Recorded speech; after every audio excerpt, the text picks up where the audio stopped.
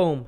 And then when I'm editing, you see that? Yeah. I'm going to sync it with the same clap noises that's on there. Okay. And then I'm going to align the 3 dots together. Okay. And then what happens is that I do that at the beginning of the video, and then at the end of the video, for some fucking reason, they end up like that. So you have to stretch the audio track out, and then it matches at the end as well. That's strange. So yeah, so I'm sorry about the shitty audio in the last one. I'm a white belt in podcasting basically, and yeah, it's kind of fun and games, you know. yeah. Oh yeah, man. You said you listened to a podcast before. Yeah. I listened to the one you did when you interviewed the grappler. Which one? I think I've done a few. So it was the black belt grappler. Oh, Zayd. Yeah. I listened to that. Yes. And then I listened to quite a few. I was looking on the page actually. I looked at it a few times. Yeah. I listened to Zaydjitsu's podcast as well. Who's that? He's a black belt in America. Okay. And Zaydjitsu. Yeah. Because I watch his YouTube videos. Okay, I subscribe to his channel, and I just find that kind of concept really interesting. And then you have Joe Rogan. I don't really listen to him a lot because but yeah, when he does like interviews jiu-jitsu people and whatever, I listen to it. Yeah. So, yeah. Do you is Zaydjitsu's podcast strictly jiu-jitsu? Most of the times, yeah. Most of the time he just brings like black belts and they just kind of talk about life and jiu-jitsu, and yeah, but it's mostly about jiu-jitsu. Yeah. So yeah, it's interesting because it's quite a niche like audience if you just talk about jiu-jitsu. That's true. Yeah. Like you could, like, because you and I we both do jiu-jitsu, so we could have a deep conversation about jiu-jitsu, and that would turn off like 100 people watching if there is 100 people watching. But I guess you do it because you're like passionate. That's the way I do it, right? Because if I want to talk about something, I'm not going to do it because people are expecting me to talk about it, or I won't talk about certain stuff because people don't expect it. It's like if the conversation goes there, we have to explore That's it. True. You know what I mean? Yeah. But yeah, I did you watch that Alpha Grappling yesterday? Just speaking of jiu-jitsu. I didn't watch it. I was at work. Okay. I didn't have time. I saw the poster. Yes. Yeah. It was sick, man. It was very good. I saw. It was I refereed it basically because. How was it? Man, it was nerve-wracking being a referee. Oh, really? Yeah, it was. I felt so nervous, man. I felt like because you don't want to let people down. You want to do the best by people. Yeah. And there's so many tricky like grey areas because, for example, say someone goes to go for a takedown. Yeah. And the other person runs and goes into the off bounds. Yeah. But there's already been a takedown. But he would have, if he had more space, he could have kept going. It's like, what do you do with that? Do you have any situations like that? Loads actually, because the mat was very, very small and the chairs were really compact around. So, which was nice because it kept it intimate, and I like that, you know. Yeah. And there was kind of like 2 or 3 rows on this side, 2 this side, 1 this side, and the commentating team on that side. And like I was kind of like, say I missed something, right? You know, sometimes a referee would miss something, like you do a sweep and the referee misses it completely. Yeah. I can sympathize with that because you're looking at the match, and if you're not dialed in and you're thinking like, I wonder what I'm going to do tomorrow after work. Yeah. Like, because that thought can come in your head like the same way a dream comes into your head. It's not like you forced that thought into your head. It came and then you lost your fucking focus, and then suddenly there's been a sweep and you don't fucking realize. And the people are like, that's a fucking point. And that happened to me like on one occasion, and then. Oh, really? Had both teams like kind of arguing this out, so I had to find a solution that was best for both teams really, because I didn't want to just go by my own stubbornness. And that's what I realized about myself, is that I'm quite diplomatic, so perhaps refereeing is something that's not that suited to me. Like I'm not going to pursue refereeing matches. I'd rather just fucking compete because also I like to be friends with people. I like to like negotiate with people. Do you know what I mean? So it's like if you're refereeing, you really have to upset a lot of people. If you're kind of cold. I wouldn't want that weight on my shoulders, to be honest. All the eyes on you as well. I'd love to be that close to the action though. That being that close to the action with like high level grapplers is amazing. That was definitely the best part of that. I mean, you see small details that just can't be explained to you. Like when you're watching them, it's just amazing. Like you see the submissions, especially when people get out of them. It's just, man, Refs should have like body cams on them, you know. They should. They have it in one of the fighting organizations. I think it's Bellator. Okay. They start having like GoPros on. Yeah. Was it on his chest? Like on his chest, and it is really cool. It looks nice. Yeah, that is nice. I had So basically, yesterday, this was one of the biggest. It wasn't really an upset because Hedge didn't win, right? But do you know Hedge? Yeah. So Hedge fought in the final against Jed. Yeah. And it was controversial the way Hedge got to the final because Francesco is another guy. I don't know if you know him. He's like an Italian guy and he trains with Jed. He trains here, doesn't he? I follow him on Instagram. Yeah, I know. And he had a really close match with Hedge, but the judges gave it to Hedge. And I basically like passed off that responsibility to the commentating team and the organizer. Yeah. I was like, I don't want to pick, because a lot of these guys I train with as well. And teammates or just like people that I've trained with before. The community is very close. They're very close to the community. It was really nice to see, actually. Definitely, man. Yeah. And yeah. So anyway, what was I saying about refereeing? About the match. Oh yeah. So anyway, in the final, Hedge had Jed in a heel hook, but it was like a reap. He created a reap on the leg. He had like an out. I believe it was an outside heel hook if it wasn't like an Ashigarami kind of heel hook. And he was cranking the heel, and suddenly there was a snap, like someone whipped a belt like that, like, whoosh, and his fucking foot, Jed's foot snapped. It snapped in the match? In the heel hook, yeah. And as it snapped, it must have slipped out of Hedge's grip, because Hedge then, it wasn't in his hand anymore. And I thought it was the sound of his foot hitting his face, but it wasn't. It was his actual ankle. His ankle snapped. Jed verified it afterwards, and everyone kind of recoiled in horror. Everyone was like, whoa! And then, basically, Jed was fine to continue. He got out of the heel hook when it snapped, but his leg was hurt afterwards. But the fact that Hedge had him in that position is fantastic, man. It's really cool. Yeah. That's crazy. Yeah, and you saw it, man. See, I had the best seat in the house. Like it was there, and I was like standing there. I was right over it, like looking. Oh man, but that must make you cringe inside though to hear that noise though. Yeah. Man. I can't watch videos of that, let alone watch that in real life. I just leave, honestly. Yeah. When people and it happens like so often, like where people get injured in competition. Yeah, they just don't want to tap. Have you ever been? How many times have you competed? Cause only twice. Okay, and you competed. Where was it in Abu Dhabi in the World Pro and in the Nova Grappling, the no-gi one. Yeah, nice, sorry. That's very nice. Yeah. You didn't do commentary this weekend? Oh, I didn't know there was. I think it was British Open. Oh, was it? Yeah. I don't know. If I knew, I would have signed up to it. Yeah. I didn't know. I would have done it. I think I didn't sign up in time anyway, but. Because the sign up. So I only saw because I was watching someone's story before I came, and I saw sign-ups for Nova Grappling closing tomorrow, and I was like, oh shit, okay. Let me sign up to this. I saw it was no-gi, so I was like, okay, I'll sign up for it. Yeah. I didn't really do it. I haven't really done a lot of no-gi recently because I was training for the World Pro for a few months, so I only done gi. But I feel very comfortable in no-gi. Really disappointed though. There's a few things that I should have fixed. In the match. Yeah. Because I had a single leg. I was watching the video. I had a single leg, and for some reason I tried to fall, and as I fell, I was trying to, kind of take his leg out from underneath him, rather than just turning or pivoting in my spot. Like run the pipe kind of thing. Yeah. Just Yeah. I don't know. I mean, I suppose the adrenaline in being in the match, because I remember picking up the single leg and thinking, okay, like shit, okay, I have a single leg, I can finish this, But yeah. What did he do then? Did he sprawl out? I can't remember. No, so as soon as I got him down, he had Was like that kind of a from the half guillotine. guard? Yeah, it was from the half guard. So as soon as I got up, and they had kind of this guillotine. So one time, even I had him in half guard, and I was on my knees, and he had a guillotine around me, and he just kind of, I mean, he was stronger, but he just kind of, yanked it, and then I fell out, and then I was like, okay, I have to regain my guard, so I had to go back to half guard again. That was really disappointing, I was happy that I could implement my game though, that's something that I'm, I was happy with. It works, it's something I've been working on for a long time. Like I really hated half guard, but I just stuck myself in it, for like months and months and months, and then I managed to create a game out of it. Yeah. So I love having a game in all situations. Yeah. Because there's a lot of guys that specialize, like they're guard players, and that's all they will do. The moment that you touch hands, they would sit down. Yeah, and that's fine, it's part of the sport, but at the same time it's really good to just be well versed in all areas. Because also the game flows so much more beautifully as well when you roll with someone that does that too. Yeah, that's true. But I guess there is no right or wrong. It's just like a kind of like method of expression. It's like saying one style of art is different to another. That's true. Yeah. I like to make the takedowns because like when I first started doing jiu-jitsu, I did it because I was getting bullied a lot. I was like, okay, I want to start learning how to defend myself. So after I became a guard player, I became something I swore to never become, Hilarious. but yeah. So how old were you when you started jiu-jitsu? So I remember the first time I ever heard about jiu-jitsu, I was like 14. I remember Conor McGregor was like in his prime and whatever, and he just lost to Nate Diaz, and I was watching YouTube videos about it. The first fight. And I saw the choke, and I was like, why is he tapping? I don't understand what's happening. Like I knew, okay, I thought it was a headlock. Yeah, when I used to get into fights at school, I used to be the tallest kid there, so my go-to move was the headlock. It kind of, everyone kind of knew me for it. But it's not a finishing move in the kids fight.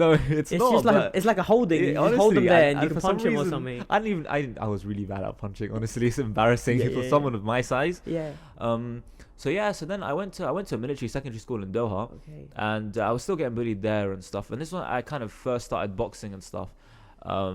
I was still like fresh out of foster care and stuff, so I was, still like in my kind of bad phase and whatever. But I had a teacher, his name was Jamal Sabron Adams, and he kind of has almost the same background as me. He was like an ex-police officer and stuff, and he was a blue belt in jiu-jitsu at the time, and he'd done like a lot of traditional martial arts. And I used to go in the school. We used to have like just like a campus, and there used to be like a place called the judo hall. We used to have like a few mats, like judo mats, and used to have like 2 boxing bags. So I used to go in and be like, okay, I want to hit the bag. And I hadn't done a lot of boxing at the time. I just knew like a few things, like, you know, I used to go just to blow off some steam and stuff. And he said, look, Zayd, can I ask you a question? I was like, yeah, you can ask me. He said, once you get to the ground, what are you gonna do? I said, who's gonna punch me? Who's like, you know, why would I go to the ground? He said, okay, go on the ground and try to fight me. So he mounted me, and I started trying to punch him, and I was like, yeah, shit, this doesn't work. So what you do were I do? bottom mount trying to I was punch him. I was trying to punch him, and I was like, this is not working. He trapped my arms. Yeah. And I was like, can you teach me? Like, what is this? Yeah. And then so he was like, okay, get in my guard. And I was like, I don't know, this is like Sus. weird. Yeah, so yeah, it's very suspect. Like, what do you mean? Like, you know? And then he was like, no, do it. And he showed me an armbar. Yeah. He showed me an armbar from there. Yeah. And I was like, okay, like, this looks nice. And so I started doing it. And there was another kid in the school. He was 1 year younger than me. He's now a purple belt. He's 17, actually. He was a yellow belt at the time. And I'd roll with him, like, you know, every day. And he'd just beat me up. Like, because it wasn't even close, right? Someone who only knows what full guard is and what mount is can't even hold these positions, right? It's not really going to be a matchup. Of course, yeah. And I really hated doing it, so I kind of stopped it for a while. But then I started doing it with my friends, and they used to tap me out as well, like, you know, and they didn't really know that much as well. Yeah. But then in the winter of 2017, so I started in Doha in September of 2017. In the winter, I came to Diesel Gym. Okay. It was my first time ever coming to a class. It was being taught by Nathan K. It was my first ever teacher. Yeah. And he taught me one sweep. So you kind of put both of your feet inside the the crook of the knees, and you flare your legs out and you pick their ankles. That was the first ever sweep I knew. Okay. We did it for about 2 weeks. I went back, I used it on everybody. I'm talking about even that yellow belt kid. I mean, I wasn't finishing him or anything, but I mean, I was sweeping everyone. Yeah. And my teacher comes up to me and goes, Zayd, have you been training? I'm like, yeah, I've been training a little bit. I was doing a little bit of MMA with Sal and stuff. So I was like, yeah, I've been training, kind of showing my shadow boxing and stuff. And I really started getting into it. So I started training them every day. You know, I just started doing little stuff, you know, just like guard and whatever. And then my family used to live in Oman, so I went back to Oman. And where is that? Where's Oman is so I tell everyone it's near Dubai. Okay. It's like, is it its own country? Yeah, so it's an island basically. Okay.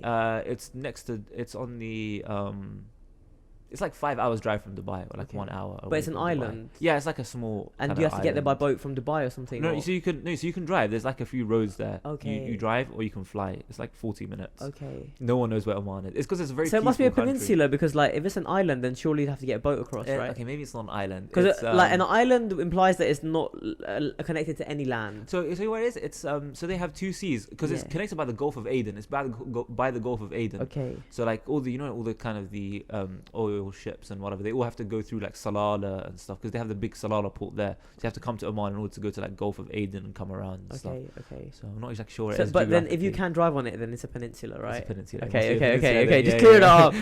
I get a lot of correction mail. You can tell I failed geography. But anyway, you know where I got that from? You know, like in The Simpsons, where I don't know if you ever watched The Simpsons. Not a lot. Oh, man, Family Guy. It's so funny. It doesn't have to be one or the other, man. It can be both. You know what I mean? Because I had mates when I was younger who thought Family Guy was so much better. I'm like, they're both great. I'll watch both of them. Yeah. But there was like, you know, The Bachelor. No, I haven't seen it. So it's like reality TV, right? And it's like, or I think it was called the Millionaire Bachelor or something like that. Okay. And they get this dude who's not actually a millionaire, but they say to these women, this guy's a millionaire or billionaire or whatever. Okay. And one of you has a chance to like be with him. Yeah. And then at the end of the show, it's revealed when he picks his lady. Yeah. And she wins, it's revealed, you know, I'm not actually a millionaire. Oh, really? And the premise might be a little bit different. I can't remember what the exact variable is, but then they did it as a piss take in like The Simpsons. They did it like an imitation of that. And it's like Bachelor Island is not actually an island. It's like, it's a peninsula. And he pulls up a bit of tape and it shows that it's connected by land. But yeah, that's just fucking... It's like, it reminds me of the old Gold Digger pranks. I used to watch hours of them. Like, the I Gold love Digger that pranks. shit, man. Oh, man. I love that There's shit. a guy called... his name is UDY. His name is Sergio. He has like almost 6 million subscribers on YouTube, and he does full ones. I mean, like he'll rent out a whole house, he'll rent out cars, and they'll kind of sit in the car with him and have like headphones connected. Okay. Oh man, it's amazing. So what does he do? Just go up to girls and no. So he'll get. So let's say for example, let's say I have a girlfriend, and I think okay she's cheating. So I'll call him up, be like, listen, I mean I think she's cheating or whatever. test her out, basically. Yeah, can you test her out? Yeah. And so he'll tell me, okay, you can come on this day and whatever. And I'll sit in his car and he'll give me like a pair of headphones. So you're listening into what's I'm listening. going on. And he'll send one of his friends over and be like, hey, I'm a music producer or whatever. He make like different scenarios. Like, for example, one to be like, okay, I'm a photographer. I want you to model for me. So then she'll come to the house like the next week, and then they'll have cameras all set up around the house. And then he'll try to make moves to her and whatever. And the guy's listening, like sometimes he's in the other room and he's just listening. And man, sometimes it's really sad sometimes, but it's good entertainment, you know. The guy just like his heart is breaking and he's like crying in the car and shit. Honestly, man. And then it's like, you know. Oh man, I remember this one prank, and it was like, and I used to do stand-up comedy when I left university. Oh, right? Really? Because I can't remember how young I was when I first thought I'd like to do this. Maybe I was like 16, because I'd always get positive reactions from people when I was humorous, right? Yeah. And I was like, this is good. Like, it would be good if I could do something with this, you know. Yeah. So I thought stand-up comedy is quite cool. But anyway, and there was this video where this geezer had a yellow Lamborghini, and he went up. Okay. He went up to this woman and said, like, do you want to go out to dinner? And she was like, no. But then he got his yellow Lamborghini after that. I remember and those she videos. changed her mind. Yeah. She was like, actually, yeah. And then he was like, sorry, I don't date gold diggers. And he drove off. But then I was like, that could never happen if the genders were reversed. That's true. So, like, if a lady came up to you and instantly you found her unattractive. Even if she came with a Skoda. If it was like a very attractive lady in the Skoda, you wouldn't give a fuck. No. If she was on a bicycle, you wouldn't give a fuck. No. But if she was extremely unattractive and then you said no to her and then she came back with a Lamborghini, you'd be like, bitch, are you deaf? Like, I said no. Like, yeah. It's true. It's true. Yeah. CK, what are you doing, bro? You walking through, yeah? You good? Okay, come and say hello to the people at home, bro. Come say hello. He's camera shy. No, it's not. Tell people about SCK. Yeah. Come. Look, up here, speaking to the mic. What do they want to know? Just tell them basically what it is, where they can find it. Yeah. So, into the mic, okay? Right. So SCK is a community-based class that myself and Sabir are currently running, free for the community. So what we do is we focus on different kind of martial arts, Muay Thai, boxing, Brazilian Jiu-Jitsu, wrestling, you name it. We provide. So far, what we do. Where do you do it? Huh? Where do you do it? We do it at Diesel Gym on Sundays. Every Sundays at 4 p.m. We do it at Diesel Gym at 4 p.m. And then we also got another venue not too far from Diesel Gym, St. Mark's Community Centre, where we do Beckton, where we do our jiu-jitsu sessions from 6 to 7. And that's free for everyone? Free for everyone. Beautiful. You know what I mean? So you guys don't have no excuses. Just literally show up, bring your stuff. When it comes to the boxing, we provide gloves. But other than that, just show up and we'll take it from there. I love it, bro. Yeah, man. Thank you very much. You do God's work, bro. Yeah, cheers, bro. Right. Yes. So that was a advert break. That was SCK sponsoring that ad. But yeah, so we were talking about gold diggers, okay? Gold diggers, but we were talking about gold diggers for a reason, because you were talking about Oman being a peninsula. So you lived in Oman at the time, right? Yeah, so I was living in Oman, but I was going to school in a military secondary school in Doha. Okay. So, And what's the military secondary school, and how did you end up there? So when I came back from foster care, I had about a year in Oman. It wasn't really a great year, such with my family and at home and Love, brother. See you later, mate. And kind of at school and stuff. It just wasn't really good. I guess the transition was very difficult for me, you know. Especially. So how did you pick military school? Did your foster parents? Yeah, they were like. So these are my adoptive parents. Okay. So they were like, they were just like, look, do you want to go to boarding school? You know, I was like, yeah. I mean, you know, the transition was really, really hard, you know, for me. So I picked it. It was the only boarding school in the region. There's no boarding schools in the Middle East, you know. Okay. So it turned out to be a really good decision. I mean, I got into jiu-jitsu, you know. Without it, I don't know what I'd be doing, you know. Yeah. So yeah, I mean, it was a good school. I liked it. The first year was very hard. You know, I was getting bullied a lot. It was quite hard being an Asian in the Middle East. You know, you kind of get, especially with a surname like Khan. Yeah, you get bullied a whole lot. Okay. I mean, luckily for me, kind of like when I came back, I was still in my kind of bad boy mentality, you know. So like, when people were messing with me, I just start fighting them and stuff. It was good and bad. It was, you know, good in the sense that people kind of stopped, you know, but bad in the sense that everyone had like a really bad impression of me, like all the teachers and stuff. It took like a whole year to get rid of that, you know. Once they start saw me like training and whatever, you know, actually trying to make a difference in my life, they were like, okay, he's an alright kid, you know.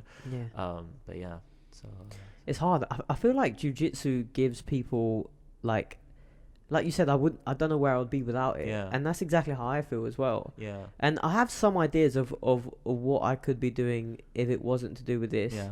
And I don't know if it always ends well. I don't know. Yeah, it's the same here. Yeah. But it's definitely like an organizing principle in people's lives. Yeah. Because you like you set it as like your like primary goal, and then it structures the rest of your life. So it's like, if someone says to you like, do you want to do like hardcore heroin with me or something, or hardcore drugs, or like you're like, I don't think that would help my jiu-jitsu, and then you just don't do it, you know. And maybe that's not like a perfect like formula, but it does help to structure your life, and also it gives you like unless you have kids or like really like tight-knit family as well, like it's hard, like you have to find meaning somewhere, right? That's true. And I feel like jiu-jitsu is a source of meaning as well in an interesting way. Not only that, I think, I mean, for me it was like two different factors. I think first was like the family factor. I think like, you know, after going through like adoption and going through foster care, I think it's very hard for me to like find a sense of belonging, you know, or like having like a sense of home. But like when I train, you know, when I can, like for example, when I came to Diesel Gym, when I train at most jiu-jitsu gyms, I mean all the jiu-jitsu gyms I've been to, it's a big family, you know, everyone looks out for each other. I think, you know, that's something that I really like, you know. I've been to a few boxing gyms because, you know, like I started boxing, whatever, but it's not the same, right? You're not like when you're doing jiu-jitsu, you're kind of, you know, you're choking your best friends out, you know, what better feeling in the world is there, you know? But it's kind of I don't know, I feel like you kind of become closer to them, you know? And you kind of, you know, you progress together and stuff. I feel like with boxing it wasn't the same. And the other thing is, you know, kind of the discipline that it teaches you. For me, the biggest thing was the humbling part. It's not that I wasn't humble or had an ego. Oh, I had a little bit of an ego. I had a big ego, you know. And jiu-jitsu humbles that instantly. What are you gonna do? Not tap to a choke? I mean, come on. You know, it's just something that you have to do.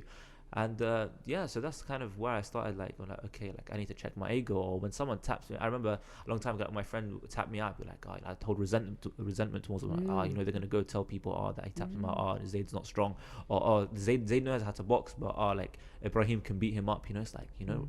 But then I was like, okay, you tapped me out, that's cool. I'm gonna go back the next day. I'm gonna work on exactly what you did to me, and I'm gonna do it to you. And I did. When I used to come here and train, I used to work on I used to work on certain things. I used to work on everything. And I'd go back, okay, let me make a point of rolling with him, and then, okay, oh look, I caught him today. He didn't tap me today. Like, you know, the yellow belt kid, he got his blue belt. Okay, he didn't tap me out today. You know, so it's just like, it's kind of small steps, but you also have a lot of respect. It's not like, oh, you didn't tap me out today, I can walk tell everyone. No, okay, like, you didn't tap me out today, but I can do better. You know, it's kind of discipline, the humbleness, and all the kind of values that jiu-jitsu brings.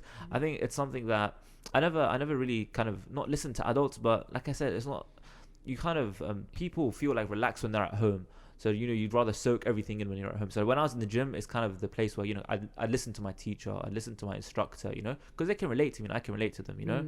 So, you know, I think that was the.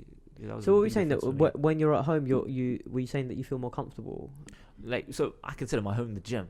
Oh, I see. Okay. I thought you meant like if you go to your house or something. No. Like, so I consider my home the gym. Yes. But I find it very hard I find it very easy to have it, but I find it very hard to have a sense of belonging. Yes. You know? But for the gym, I find it very easy. I mean, these are people I'm training with every day. These are people who want me to become better, who I want to become better, people who I'm growing with, you know? So yeah, I kind of, Yeah, I mean, it's familiar. It's like belonging to a martial arts gym is like belonging to a tribe as well. It really is. Like, you come in and suddenly there's like 30 people that know you and you know them. Yeah. And they're all happy to see you. You're happy to see them. You share a lot, and you all come together. It's like kind of like a church element to it. And I believe that's quite important for human beings to have that. But it's like you all come together under the umbrella of something bigger than yourselves, and you're all trying to like reach and perfect it, I guess. Yeah, this reminds me of a time. So when I went to the World Pro, and I was sitting down on my seat. Did you travel to Abu Dhabi in order to compete there? So I went by plane. My dad came with me. Okay. Yeah, I got my dad a picture with Mika Galvao as well. No way. My dad was like, "Who's this guy?" I was like, "Just take a picture. I'll tell you later." So funny. So I remember as soon as I walked to the arena, and the arena's amazing. Yeah. I think it's like thousands of people, and they all just love jiu-jitsu. It's full. It was completely packed. I mean, you have people like So, I don't know his second name, but his name is Sergio. He was a UFC fighter. He teaches in Bahrain. He was an ex-UFC fighter. He's a black belt. I think it's like 5 degrees on his belt or something. Is he Brazilian? He's a Brazilian guy. You had like ADCC world champions. You had Mika Galvao there. You had Diego Reis there. And I trained with these guys in Al-Wahda. I'll get to that in a bit. Okay. So I remember I sat down. I mean, there's thousands of people around me, and it's like 6 hours of jiu-jitsu per day. Listen, I did not get bored. I'm talking about everywhere you look, there's jiu-jitsu, and people around you all love the same thing. And so I remember I sat down, this guy sat next to me, and we saw omoplata. I'm like, oh, yo, did you see that? And he was a Colombian guy. He didn't speak Spanish. I didn't speak English, but we spoke jiu-jitsu. Like we were both talking throughout jiu-jitsu. That's the only way we were talking. Like omoplata, armbar. I don't tell you, he didn't know a word of English. I did not know a word of Spanish. So we were just, talking like omoplata, armbar, whatever. Yeah. We sat there for 40 minutes watching different matches, just talking for 40 minutes. And in the end, he was like, I need to go. We just shook hands and he left. Yeah, like he couldn't even say like I'm gonna go. Like I couldn't understand what he was saying. Yeah. It's like in that 40 minutes, and I was thinking back, and I was like, that's amazing. I mean, we don't understand each other, but like we understand jiu-jitsu. Like we're speaking the language of jiu-jitsu. We come from. I mean, he comes from a different corner of the world. I come from a different corner of the world. You know what I mean? Different cultures, different religions, different all the age. Things that would normally divide people. Exactly. You wouldn't expect us to talk. Just see him, and that's it. But because this is what I mean. But it's one big family, And the most amazing part for me was how humble people are. So the team that I went under, it was Oman. So Oman Sur Academy. So the brown belt. So the head of that club, his brother is in the management of Al Wahda Academy, right? So Al Wahda have a jiu-jitsu team, and they usually sponsor all the Brazilians, right? So all these so they sponsor Mika Galvao, Diego Reis, all these really really big names. So Mika Galvao's dad has a school, so they kind of sponsor all those athletes. Okay. They pay big bucks for it, and of course. So we got we managed to get into their training. So it was literally, I was the lowest ranked there, and so I was blue belt at the time. I'm still a blue belt, but I'm a blue belt. I was the lowest ranked. The rest of them were all brown and black belts, and the Korean national team were there. I'm talking about Korean national jiu-jitsu team. Yeah, they were all black belts there, and they had a blue belt there. But man, they have a national Brazilian jiu-jitsu team. Yeah, because so they had before the World Pro, they had the Jiu-Jitsu World Cup. Okay, it's kind of something that the Emirates host, and all different teams from different parts of the world. Have it, and that's all gi, right? Yeah. So it's all gi. So they don't really do a lot of no gi. They have like Grand Prix and stuff, but yeah, it's huge over there, man. Jiu-jitsu is so popular. So it's their national sport. So they do it in school. It's part of their curriculum now. Incredible. It's because one of the princes, his name is Sheikh Tahnoon. He's a black belt. And he's a legit black belt. So he got his black belt from I don't remember who it was. But yeah, so he was a black belt, and he was like, listen, I mean, and they've invested a lot. I mean, they have a jiu-jitsu arena. It's a stadium just for jiu-jitsu. So it's really, like, honestly, you drive up, it says jiu-jitsu arena. Yeah. I was like, I have to take a picture here. It's awesome. Yeah. They have like little acai shops outside and stuff. Wow. Man, it's what does it look like? Does it look like centre court at Wimbledon kind of thing? So it's like so kind of you drive up and it's like it's in a place called Zayd Sports Area. So it's like a place full of so it's like tennis courts and whatever. It's just a big stadium. It says Jiu-Jitsu Arena. Okay. And it's massive. Like, you look at it, it's like, wow, all that just for Jiu-Jitsu? Like, are you sure? Okay, yeah. And so I'm kind of walking in, and I open the door, and you kind of go through, like, metal detectors and whatever. It's like, I feel like you're going through an airport. And you see they have, like, an apparel store and a coffee shop. And then you walk up the stairs. And honestly, I saw on Instagram before I walked in, but pictures are different to reality. Like, I walked in, I was like, yo, like, dude, you just see mats in front of you, seats, people all sitting, people walking around in their gis and whatever, and dude, you just see people standing there. Was there a competition that day, or do people just go there and do? No, so it was 4 days of competition. Okay, yeah, 4 days of competition. Okay. And so this arena actually, so when the arena is not in use, they use it to train the Emiratis for free. So these Emiratis get free training from black belts. Wow. I mean, you walk in, you train, and they train every day. And I mean, to have like all these black belts teachers is a big privilege, man. I mean, these are just school kids. I mean, and I mean, man, they train like crazy. These guys are very, very good. Like, they must be producing some really talented athletes. Yeah. So they had this Emirati guy. He must be about 20. He's a brown belt. He won the World Pro, and he got his black belt on the podium. Damn. I mean, these guys are really, really good. They have a and when I was trying to weigh in. So there's a long line for the weigh-ins, as you can imagine, because I was doing the adult division. Yeah. So I sat outside in the heat from 2 o'clock all the way until 4 o'clock. Wow. No, until 5 o'clock, just so I can be one of the first to weigh in. Damn. And I was in front of one of the guys I follow on Instagram. He's a purple belt. And I don't think he won anything in the World Pro, or he might have. I think he placed on the podium, But the week before that, in the World Cup, the Jiu-Jitsu World Cup, he got first in the purple belt division. Wow.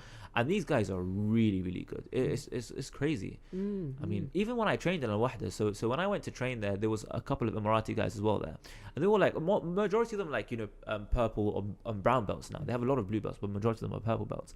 I didn't roll with any of them. I saw them rolling. I rolled with the Brazilians, so I managed to roll with Diego Reis, and man, this guy. What was it like? Man, so they know what you're gonna do before you're even gonna do it. Okay. That's how it is rolling with them. Okay. So for me, I knew. I mean, so I was like, it's pointless trying to do anything. Let me just go with the flow and let me just try working whatever I can do. So we just kind of started off slow and whatever and rolling. And so he was saying do half guard stuff. So we were doing half guard stuff. And I didn't manage to do anything. Like, I mean, and they were taking it really easy on me. Yeah. And the most surprising thing to me was they're really nice people.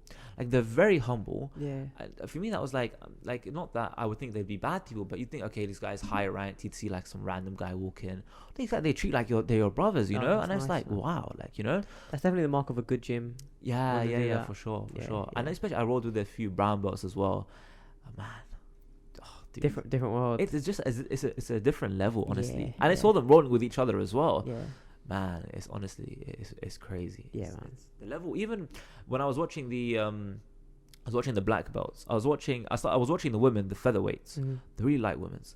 And it was all Brazilian ladies, right? They were like 2 degrees, 1 degree on their black belts. And there's this French girl, and she was messing all of these Brazilians up. I think she was tearing through them. And the way I was sitting in front with the coaches. Yeah. You know, so the French coach was behind me, and the Brazilian coaches were coming one by one, and this French girl was just destroying them. I mean, not destroying them, but like she was beating them all. And it was very surprising because you think, okay, she's Brazilian, she has 2 degrees on her belt, you know, and the coaches weren't happy. The coaches were shouting, and I learned a few new swear words in Brazilian, Portuguese, you know. I don't remember them now. I don't know if and a boy. Yeah. Caralho. Yeah. Something I heard a lot that day. Yeah. But yeah, you start to really understand. I picked up a lot of things from the tournament, a lot of small things, a lot of. I was really nervous, you know. I think the first few days, and then I was like, man, I'm just ready to go. So you had your first match, right? I had my first match on the 4th day. So my friends were competing before me. Okay. I had one of my friends called Haytham, and he's an OG. He's a purple belt now. Yeah. He was a blue belt at the time. And so first match, like we're all psyching him up. He comes out, you know, he's ready. I felt like, come on, Haytham, let's go, let's do it. Yeah. 3 seconds in, he gets thrown. I'm like, oh shit, man. Because this guy, so there's an issue with him. Every time he competes, the first match they're giving him Sambo world champions and judo world champions in every single match. And this guy was an Iraqi judo world champion and a Sambo Iraqi competing champion at blue belt, competing at blue belt. I love it. And he throws him like 2 seconds in or 3 seconds in, and I'm filming it. I'm like, he throws him, and then I think he throws him again, or he takes him down. Yeah. So anyway, so it gets to like 11-1. So the score is 11-1. I'm like, bro, I put my phone on. I was like, I'm not filming this. And there's like 20 seconds left, and I'm like, come on, Haytham. So, you know, the ref breaks, almost like, come back to the middle. I'm like, come on, Haytham. Like, this is the first match. You're the first person. It's really not nice to lose your first match, you know? This is my friend. And I lost my voice on the 3rd day. I mean, I was screaming my lungs out. I was more nervous watching my friends compete than I was competing. Very normal that. Yeah, it was crazy, honestly. Yeah. And so we see 10 seconds on the clock, and this guy comes to throw my friend. He throws him. My friend managed to catch his back, and he goes to a belly down armbar. This dude catches me in this all the time in the gym. This dude catches people in the gym all the time. So this is something that obviously he's practiced, right? The belly down armbar. And there's like 7 seconds left, and he's losing 11-1, and he finishes him. No way. With 7 seconds left, and it's 11-1. Now, I in the video, if you look at the video, you can hear me saying, Haytham, break his arm. In the video, you can hear me saying that in there, you know, because they live stream. You can hear me shout, break his arm, Haytham. And his coach was next to us. Oh, no. And his coach was going crazy. His coach lost it. Towards you? No, to his fighter. Oh, I mean, okay. Dude, he's winning 11-1. What did his coach say to him? He was shouting. I don't know. I was focused on my friend who just won, man. But he was probably like, I don't know. He was just shouting. Man, he's come like, on, man. It's okay. And obviously the guy felt really bad. You're winning 11-1. Yeah. And my friend was saying, you know, poor guy. He went back to the changing room. He was crying, and he's like, I'm a champion. I'm a judo champion. I'm a sambo champion. and you kind of feel bad for him. But for my you friend, can't put that much pressure on yourself. yeah, I mean, and for me, I was like, even my coach told me this. So I'm very close to my coach. He's a black belt now. I used to come to class early so I can speak to him, chill out and speak to him, whatever. He's like, listen, just go out there, have fun, do what you can, don't expect big things, just do what you did at the gym. Yeah.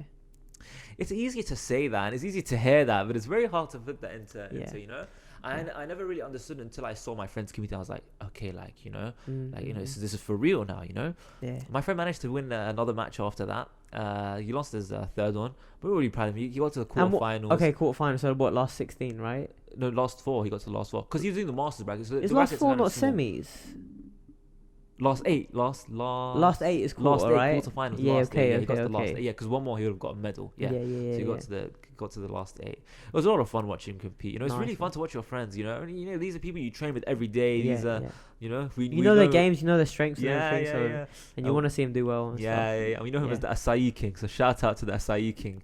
Okay, is that your friend the purple belt? Hatham. He knows all the acai spots. If you ever want to get acai, you call him. He'll tell you exactly where to get it from. Anyway, I'm pretty sure he knows where to get them here as well. I'm telling you, he knows these crazy spots. Where does he live? He lives in Oman. Okay. Oman. So in a place like Oman where you think they don't have acai, he would take us to places like this place has acai, this place is like. Okay, how do you know this? Hilarious. He's got an app. and he'll eat it every day. And he'd come in like he's like eating in this like, man, what are you doing? That's so funny, man. That's so funny. So it was a lot of fun watching him compete. And then one of my other friends, Oswaldo, he came second. Yeah, he had his first one. So his first match, how did he finish? His first match, he won 6-4. He was playing half guards. He likes to play half guard as well. The second match, he was going against second match was the semi-finals. He was going against a Russian. Yeah. And when you see Russians with a beard, no mustache, and messed up ears, you're like, shit, okay, now this is the real deal. And the guys' coaches were sitting next to us, and these are massive guys. I mean, they just look scary. You don't get scared very easy, but yeah, these guys are scary. Yeah. And so I was like to my friends, listen, let's shout louder than these guys. So this guy won't be able to hear the coaches. I was like, let's do that. Yeah. And I'm screaming at the top of my lungs, come on, Oswaldo, let's go. The guy takes him down. As soon as he takes him down, I'm like, oh, shit. I mean, obviously they're wrestlers, but I mean, these guys are really good on the ground.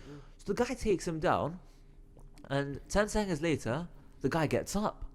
I'm like, what just happened? My friend Kimura'd him. Oh. I'm like, I didn't see that happening. Like nobody, I didn't so when they went down to the ground, when they went down, dude, the Russian got caught in a Kimura. Yeah, he just grabbed it and he yanked it, and I was like, okay. I thought he choked. I thought it was like a loop choke or something, because that's something I've been trying to work on that, in my half guard, especially in the gi, where I get kind of a loop choke. Usually I get a sweep from that because people don't let me do it, but I can transition to arm bars and stuff. But yeah, so he managed to win that, which was it's funny crazy. How your mind will play those tricks on you. Yeah, you'll see someone with fucked up ears. That's true. And they'll look a little bit rugged, and you're thinking to yourself, man, this guy's a killer. This guy's so tough. Yeah. But he's looking at you and he's thinking, oh, this guy's so tough. You know what I mean? So it's just the mind essentially just doesn't want to have the confrontation because it means that you could die. That's true. Yeah. So it's like, I'd rather we just ran away from this, and you're like, no, shut the fuck up. We have to go through this. Yeah, it's a big mental game for me. I remember I tried to. So when I was competing, so they changed my timings a lot.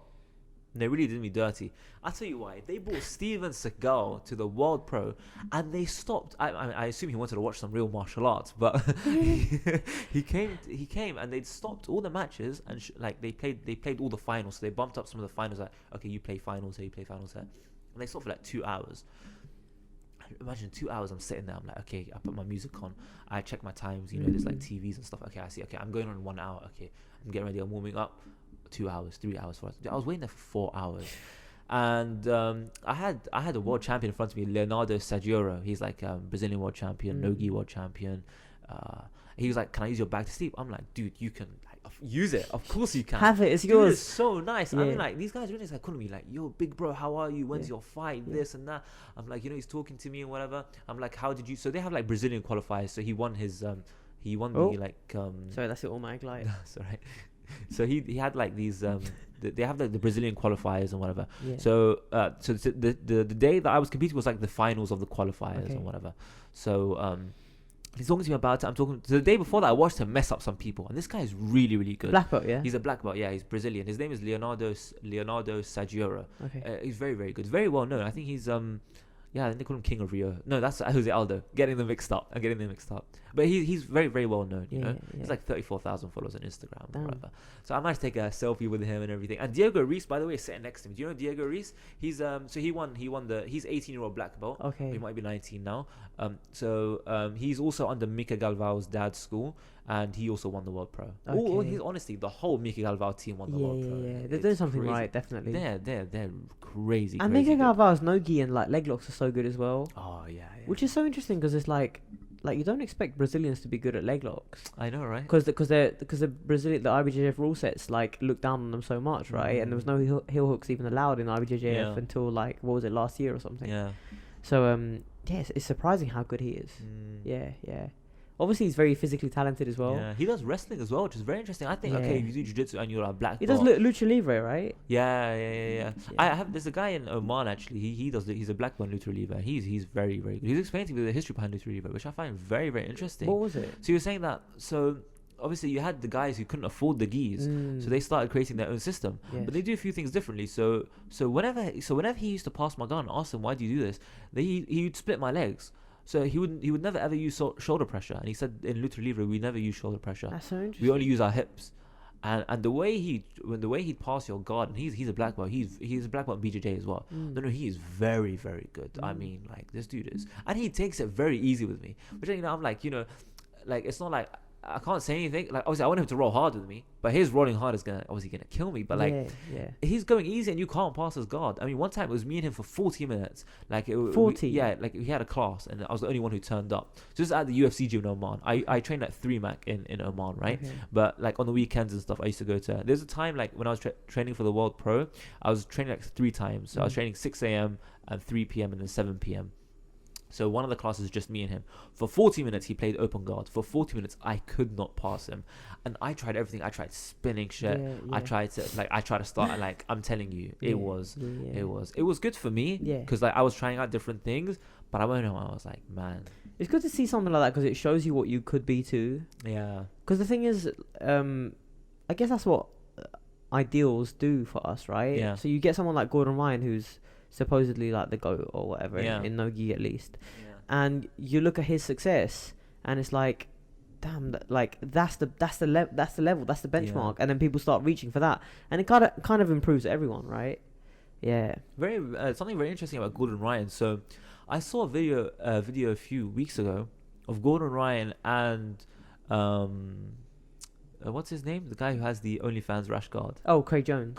He's He's a funny guy, man. He's very funny, man. He's very funny. So I saw a video of them rolling. So they wore gis, right? And they both put on black belts. And they said Gordon Ryan was Craig Jones was like, oh, if he puts you in a bad position, cut the video. And then a few weeks ago, I saw a post of Gordon Ryan in a blue belt, and apparently he's going to compete at blue belt in the gi. It was very surprising. I don't know. He wore a black belt in that video. Wait, Gordon Ryan's going to compete at blue belt? I saw that. There's no way. Really? I saw that on Instagram somewhere. It's a picture of him in a blue belt. The caption was, can't wait to something. It was like from like a proper jiu-jitsu account. But I just found it very surprising how he's wearing a blue belt there and a black belt there. It must be something wrong because I'm pretty sure, like he's a black belt in the gi. Oh yeah, I mean obviously, he is very because he trains gi as well. I don't think that. Why wouldn't he do gi though? I don't understand. Well, yeah, he primarily competes in no-gi, but I think he got his black belt while still training in gi as well. Because John Danaher makes his guys train in gi. Oh, is that what he does? I think so. Has anyone ever seen John Danaher compete?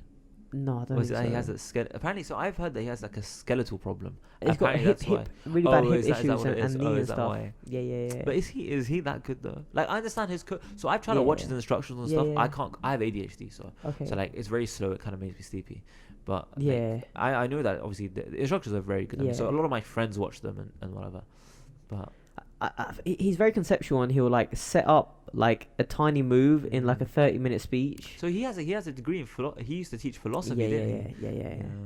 But that's the thing. Like there's studies on recall on action. So if I was going to show you like a half guard pass, for example, if I explain to you how to do it, or if I show you 10 repetitions, the repetitions are going to be more effective in getting you to recall the action. So that's what I tend to do when I'm watching like the instructionals. I'll skip past all the bullshit. Like they might be talking for 25 minutes. I'll skip till I see they're actually doing the technique, and then I'll watch the technique. just so like I can see whether I want to learn it or not. Yeah, They might be yeah, talking yeah. about how like, I learned this technique in 1988 in Rio de Janeiro, and blah, and they're giving you a big backstory, and they do it, and you're like, this is some shit, man, or like, I know this already or whatever. But yeah, I watched one of Mika Galvao's instruction. It was just a short video. It was very, very interesting. He did it with Bernardo. Oh yeah, what was it? What was their thing? So he was doing something about it was the Frank Murlock, or whatever. I've been caught in it once, man. Oh man, it's nasty. That's tough, man. Hedge got one of those on that Raw grappling. Did you watch that? Oh really? Nah, I haven't seen it. What was it called? Raw. Was it recent? Yeah. It was the one that Jed fought Yuri Samoas in. Do you remember that? Oh, I don't remember this. So why isn't he? So he's dominating the purple belt. Why isn't he? How long has he been a purple belt for? So he's a brown belt. Me and him got his purple belt on the same time. Oh really? Yeah, in this gym here. Oh no yeah, way. I'm gonna have him on the podcast one day. Yeah. I have not asked him yet, but I think he will. Because he's a very interesting character, man. Yeah, I've been following him for some time. So he used to come up in my recommended, because a lot of people that I know follow him. Yeah. And I was going through, and it's like, okay, he's winning this, he's winning that, he's winning that, and so I started following him, and it's like, okay, he won this, he won absolute, he won this, he won absolute. Yeah. I'm like, wow, okay. I mean, this guy is He's very prolific. Good. He's very prolific. And so I started training at London Grapple for a bit, and I kind of saw him for the first time there. I think he was training with his younger brother, so I didn't get a chance to roll with him or say hello. Okay. I saw him for the first time at Nova Grappling, and I was like, hello, how are you, and whatever. And I saw him rolling. I mean, he's very good. Yeah, he's very good, man. It's really, really fun to. But I don't know. It depends. It depends on his coach, and like I don't know who he grades under now, because he's part of Apex competition team that's under ZR team, and I don't know how they kind of do that stuff. I met some of them at the World Pro, actually. I met one of the guys at the World Pro. He went against one of my teammates in the first match, and I was at the Nova Grappling. I was warming up, and he went and said hello to me. I was like, I don't remember him. I was like, I'm sorry, I don't remember you. He's like, the World Pro. He said hello. I was like, I remember you now. Shit. Yeah. That was very, very interesting. He was in the same bracket as me, actually. Because your brain's so far removed from that like region of the world. It's like there's no way I would know. Yeah. So it's like the connection does not get made. And then as soon as he said that, and I was like, okay, now I know who Yeah. Yeah. Nah, man, it's cool. That was a fun tournament, man. Yeah, it was. Yeah. Have you got any more lined up after Christmas or anything? Honestly, if I see any more tournaments, but you're going to the Navy, right? I'm joining the Royal Marines. Yeah, so I have my 3-day candidate preparation course on February the 15th. And what does that entail? Do you know? So I need to do like 60 push-ups to beep, 16 pull-ups. I need to do a beep test. 60 push-ups, yeah? Yeah, 60 push-ups. I mean, that's decent. To a beep is probably a bit more bearable. But if you're going to do them like that... So it's like so every beep you go up, you go down, and you come up. And then... And what's the beep interval between beep? Like 1 second or something. It's like beep and then beep. They just want to make sure that you go down and come up, basically. And then there's 16 pull-ups. But there's pull-ups, so you have to your chest has to hit the bar, basically. And it's a monkey grip. It's not like a regular... Such an arbitrary thing. Like, you need to be able to do 16 pull-ups. But surely they'd want to teach you that. But it's just a candidate preparation course. Yeah. I mean, to show that you're physically able, at least, so that you get people that can do it. They probably want to see, who mentally wants it, I guess. Is it... Do they ever get woke in the, like, Royal Marines and, like, lower the bar for, like, I don't know, like... If you had like a trans person come or something like that. I don't think they do. I think they keep everything the same. Because I know there's been like the first woman graduated Royal Marine training like a few years ago and whatever, and she had to do the same exact. So 16 pull-ups. Yeah, but that's only the candidate preparation course. Okay. You still have to pass, like, obviously once you start your 32-week training, you have like all these different gym tests and whatever. Yeah. I assume it's like 20 pull-ups or the push-ups. I mean, after you can do 60 push-ups in order to be able to do that, you have to like do at least 100 push-ups. Because I mean, look, you need to train for it. You need to work, and you can't just do like only 60 push-ups every day and then expect to go in the day and do exactly 60 push-ups. So you're gonna have to do more than that. I don't know really. And what happens after your candidate training? So after you do so it's a 3-day course. So like the first day is the push-ups and pull-ups. Second day is running. Third day is swimming, and then just like kind of team building. And then they send you like this 4-mile run where they just basically just like make you crawl through. They just want to see who gives up and who doesn't give up, basically. Yeah. And then they'll give you like a pay briefing, and they'll tell you, okay, you come in on this day. So and then the real training kind of begins. Have you ever read David Goggins' book? I follow him on Instagram. I haven't read his. He's a very interesting guy. He's very interesting. But in his book, he goes through what's called Hell Week. Do you know what Hell Week is? Yeah, Navy SEAL Hell Week. Yeah, so it's I guess it's a whole week, right? Yeah. And they don't tell you when it starts. So you're in camp for Hell Week, but it could start tomorrow, or like in 4 or 5 weeks. That's psychological torture. 100%. And it could start at like 9 p.m. It could start any time. They just tell you it's on, and they do stuff like go out in the freezing cold ocean and like sleep deprived, fucking getting psychologically like abused and fucking verbally abused, and just they're trying to break you every single second. And apparently there's a bell, and they bring it with them everywhere they go, so that whoever wants to quit has to go and ring this bell, basically. Must be embarrassing. I don't know if I would do that, even if I was like mentally broken. You know, to walk there and then ring the bell, and then kind of your instructors are looking at you. I don't know, but this is why I chose the Marine. So I like, you know, I've been through like a lot of things in my life, and I've seen a lot of things. You know, especially like I think, you know, like, you know, going through the care system, you know, getting into trouble, you know, I think it makes you, I don't know, like, I don't know, say made me mentally strong, you know, mentally strong. So I think, you know, even like the sense of giving up. So at the end of the last, they call them commander tests. You have like 4 commander tests to become a Royal Marine. The last one is a 60-mile walk you have to do in like 8 hours across like Dartmoor. Damn. And look, as soon as you finish it, you get your green beret. So the main thing is the green beret. As soon as you put on, you're a Royal Marine. And so people are talking about you have to not give up, and so a lot of people look at it and they're like, oh, like shit, okay, I'd have to give up, and they kind of get scared. For me, so the thing is, I understand what it feels like to give up. So, you know, kind of that's why like I'm not worried about it at all. You know, like I know the feeling of giving up, so it's not really something I want to experience again. So obviously I'll do everything in my power not to, because it's like that thing with the bell. It's like if you can take yourself out of the lineup and walk up this little fucking hill to hit the bell. That's energy that you could have put into continuing. Yeah, that's true. Do you know what I mean? That's true. It's like until you're dead and broken, like you can't say that you've given enough. Yeah. Like it can never be enough. As long as you can walk, as long as you can breathe, you can't. But then that happens to some people in Hellweek as well. They physically break, where like they'll get, because they're sleeping so little, they'll get like pneumonia. Yeah. It's very common to get in Hellweek, and their body just will not let them continue, or they'll break a leg during training. Yeah. And their body just cannot let them continue. And that's what happened to David Goggins. And he did Hell Week 3 times. Oh, wow. And he competed on the 3rd time. Yeah. And I feel like I've been kind of lucky, almost like lucky in my life. There's like a lot of things that have happened to me. So like even like, so I was like in foster care and whatever. And it's like I was kind of starting to become like a bad kid, you know. So they give you like £5 pocket money to spend. Okay. That's not a lot. What are you gonna buy with £5?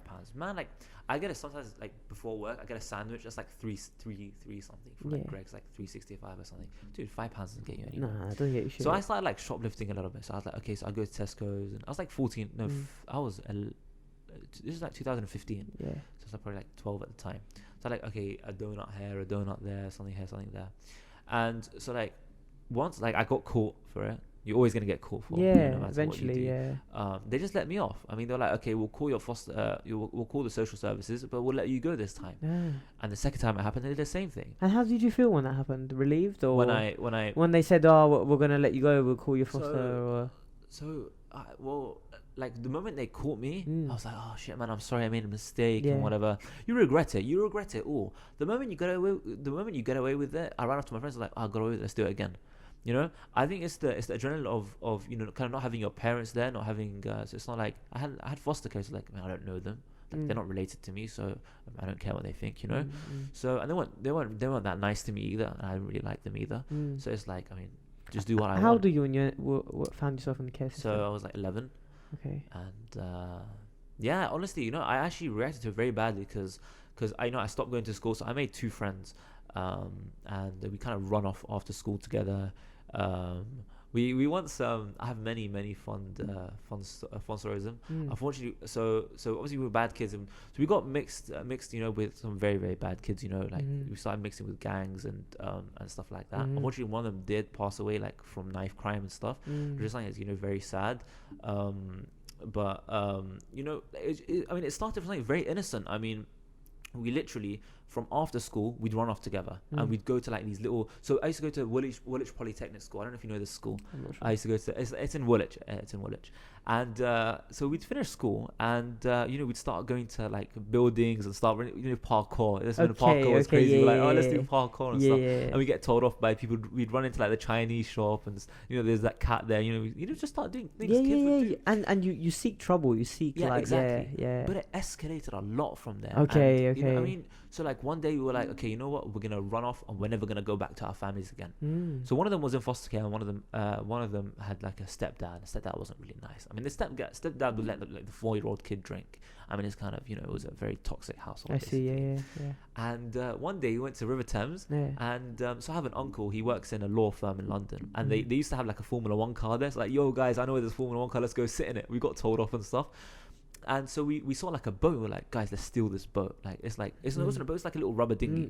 We never did it because how are you gonna steal it? Come on, like, dude, you could have done it, but it was just like, what's the payoff here? Like, exactly. You just end up like getting caught in the river, like exactly. It didn't make any sense. Yeah. And so I remember the next day we were walking to school. Yeah. And these kids came to us. They're like 16-year-olds, 17-year-olds. They're like, yo, can you buy us cigarettes? And we looked. I had a beer at the time because I was like, my jeans are fantastic, And I was like, okay, I'll do it for you. And how old were you at the time? I was like 12. Okay. 12. So I. But you were trying to pose as an over 18-year-old. So people thought. Yeah. So people thought I was like. You looked older. Yeah. Surely at 12 I didn't look that. Facial hair probably, right? That's true. Yeah. So I got it for them. When I was 18, I looked 12. Oh really? Yeah. That's crazy. So I went to the shop and I was like, "You're gonna have a pack of cigarettes," and they gave it to me. And these kids were Romanian, and I became friends with them. And how the way it works kind of in England, so in London especially, so you have different. So obviously you do it by ethnicity, right? So I had Romanian friends, and they would kind of like sell drugs, and they would kind of like steal cars. I was like, oh, this is cool. Like, let's steal cars together. Let me go with you. Let me do this. Let me do that. But I didn't benefit. From it at all. I mean, thinking back at it, like, okay, like at night time we'd go around kind of, and it's like in the Plumstead area. It was right by the police station as well. And that police station I've frequented like 5-6 times, and I've slept there as well. Wow. And kind of open people's cars. Okay, there's a sat nav here, there's a sat nav there. At the time, it's a big thrill. When you think back at it, so like now I have a job, dude. I know how hard you have to work for your money. Money doesn't come easy. You think about it, it's like, man, why would you do something like that? These are people. This is someone's like hard-earned money. Okay, you're opening a car. Like I remember one time I lied to them. I was like, I know how to hotwire a car because I want them to like me, right? This is the whole point. I want you to like me. You want to belong somewhere, right? Yeah, exactly. Yeah. I want you to like me. So I know how to hotwire a car. So like, okay, we're gonna go to a car and let's hotwire it. And when you're a kid, when you have kids who are older than you who are friends with you, they're like, yo, listen, if someone disrespects you, come tell us. It's kind of a sense of security. Like, okay, this is cool. Like, So we sat in a car. They ripped the kind of the glove box out, and they're like, okay, hotwire this. I'm like, shit, yeah, I don't know how to do this. I didn't say that. I was like, give me a lighter. I'm like doing this. I don't know what I swear to you, I don't know what I'm doing. Yeah, you're For just 5 guessing. minutes, I'm just doing this. I'm like, shit. Yeah. I'm like, yo, this car doesn't work. Something's wrong with it. They're like, oh man, like, are you sure? I was like, listen, I know what I'm talking about. This car does not work. And I have like 2 I don't know. I've only seen the hotwire in movies. I'm genuinely like, I don't know what I'm doing. I'm just kind of rubbing it. And then they're like, do you need a lighter? I'm like, yeah, I need the lighter. And the kids, so I'm sitting in the passenger, the kid's in the front seat, and he's literally moving in. He's like, come on, let's go. Obviously, I didn't know. Well, he's like urging you. He's like hitting the seat. No. He's like, he's ready to go. Like he's. Oh, he's with the gear stick. Like, Okay. Fully go. Okay. And obviously we never did it. You never got through it. It'd be amazing if you did. Do it. We couldn't. Yeah. It looks simple enough in movies and stuff, right? Man. Yeah. And then I started making like other friends. These are other bad friends. One of my friends' dad was like a drug addict, and he'd done heroin. He'd done heroin so many times. When he had to get up, he had a nurse come to him, and she had to like inject something in his body in order for him to get up. So he spoke to us, and he's like, "Listen, don't ever do drugs, this and that." So I was like, "Okay, I know never to do drugs. I mean, like, that's some pretty hardcore stuff." That's a broad blanket, though. What do you mean by drugs? Heroin. Yeah. They say weed makes you. They say they say rolling while high is fun. I do that every day. Right. Yeah. I think, well, like, no, I mean like hard drugs. Yeah, I see. Yeah, like weed wouldn't kind of be a drug because I'm like. Yeah, it's like, Yeah. But like heroin and meth and cocaine. It's stuff that will probably take more than it gives you, Yeah. Stuff that will affect you physically, affect you, and the ones like around you. I mean, if you do heroin, there's not really helping the ones around you. Yeah. So then I started making like even worse friends, and these friends are like, Zayd, the streets are dangerous. You need to carry a knife around to protect yourself, and so I started doing that, and I don't know if I'll show you this on my phone. If you go through these 5 pictures, if you just scroll through them, So you can read like these are like the kind of like arrest records for me. Oh, this is your arrest record. Yeah, these are my like arrest records. Oh, so you can see like I mean like a really like heading down a really bad path to the point where I had my second knife offense. Yeah. So what they said in court was and I declare my innocence. This is like, how many pages is there? It's Seven like pages. 7 pages. Insane. Yeah, it's like 7 pages. And there's probably like how many arrests per page? Like assault. There's like possession of a weapon. There's That's like incredible. assault again, theft. Possess knife, blade, sharp pointed article in public place. And I mean, so it got. You were going down a bad road. Very bad road, and it got to a point where I mean, they claimed that we tried to rob some people with knives, and this is what they claimed in court. And I went to court and I pleaded guilty. I pleaded guilty in court, right? So the real situation, this is what actually happened, right? So this is what they said in court. They said that you went up to a group of people and you robbed them, right? You showed a knife to them or whatever. What actually happened is I used to have a big jacket on, and I used to keep a knife here. I used to keep like a screwdriver here and a thing. We used to walk around, and we were like 11-year-old kids. I don't know who we thought we are, man. Like it's like you know kind of you see like youths these days. It's like, man, I just want to slap myself. Yeah, like, what are you doing? What are you trying to prove? You know, we saw the Cray movie. We're like, shit, we want to be like Reggie and Ronnie Cray. You know, And literally all I did was like, you want to see a magic trick? So I put like a screwdriver and then I pulled out the knife, and I thought I was so cool. And the next day I was trying to same day. So that happened, and their dad came out. That's what happened. So their dad came out, and their dad who was in heroin. So one of the kids' parents, so the people that we trying to threaten, their dad came out, and their dad was a fighter. Their dad was a kickboxer or something. Shit. And I was like, listen, I'll kick your teeth in, sit down, whatever. So me and my friends, we sat down, and he's like, give me your address. So I gave them my address. My friends didn't give them the address, but I gave them my address. It's a bit blurry because it happened a long time ago, but like that's something I do remember. So I remember sitting in my room that night, and I was sleeping. I didn't think anything. It's something I used to do every day. Like for me and my friends to walk around showing people that we have not was something that we do. Like it was something that was very normal in order to to us. intimidate them, or just to see how they react. Not just to intimidate them, in order to feel like strong. We felt a sense of power. Like for us to walk past police officers and be like, "Yo, how are you?" with a knife. Like for us, it was like an adrenaline rush. You know. We used to like the first knife that my friend ever gave me. We went to Morrison's. He stole it from Morrison's, and the moment he handed it to me, So before he handed it to me, we went around the corner. We saw 2 police officers walking, and the moment that we see the 2 police officers walking, and he has a knife, he's about to give it to me. That just kind of gives you like an adrenaline rush, you know. For me, it was something that like, oh shit, I want to feel this again, you know. And so so that night, so I was sleeping, and my door busted open. 5 police officers with tasers come towards me, and you see the red dots on you. And they don't realize I'm 12. They don't realize I'm 12. Of course they don't. You know, if someone tells them, oh, there's been a guy. So they broke into your house? No, he went to it was in the foster carer's house, right? Okay. I don't understand. I don't know what happened. I'm like lying down, and I see the door bust open, and they have 5 tasers pointing at me, and they're like, stand up, this and that, and I'm like, whereas I'm 12, they're like, huh? You know, like they don't understand. They're kind of like, because I was tall at the time as well and stuff, and they flipped the room upside down trying to look for the knife and whatever. I must have thrown it away, or no, they had, because when the dad said to me I had to throw the knife to him, right? I don't remember exactly what happened, but I remember when they were interviewing, they showed me the knife. So so they put me in a police van, and I was like, shit, man. I was like, okay, like, you know, I was starting to cry, I was getting emotional. Like, I might have been a tough kid on the outside, but inside I'm just I'm Zayd, you know. Like inside you always, you know, you can be as tough as you want on the outside, but inside you, it's always gonna be the real you. And so I was like, shit, I was like about to cry. I'm like, man, what have I done? You know, I was getting put in the police van. I was like, yo, I'm a good kid, you know. Clearly wasn't, you know.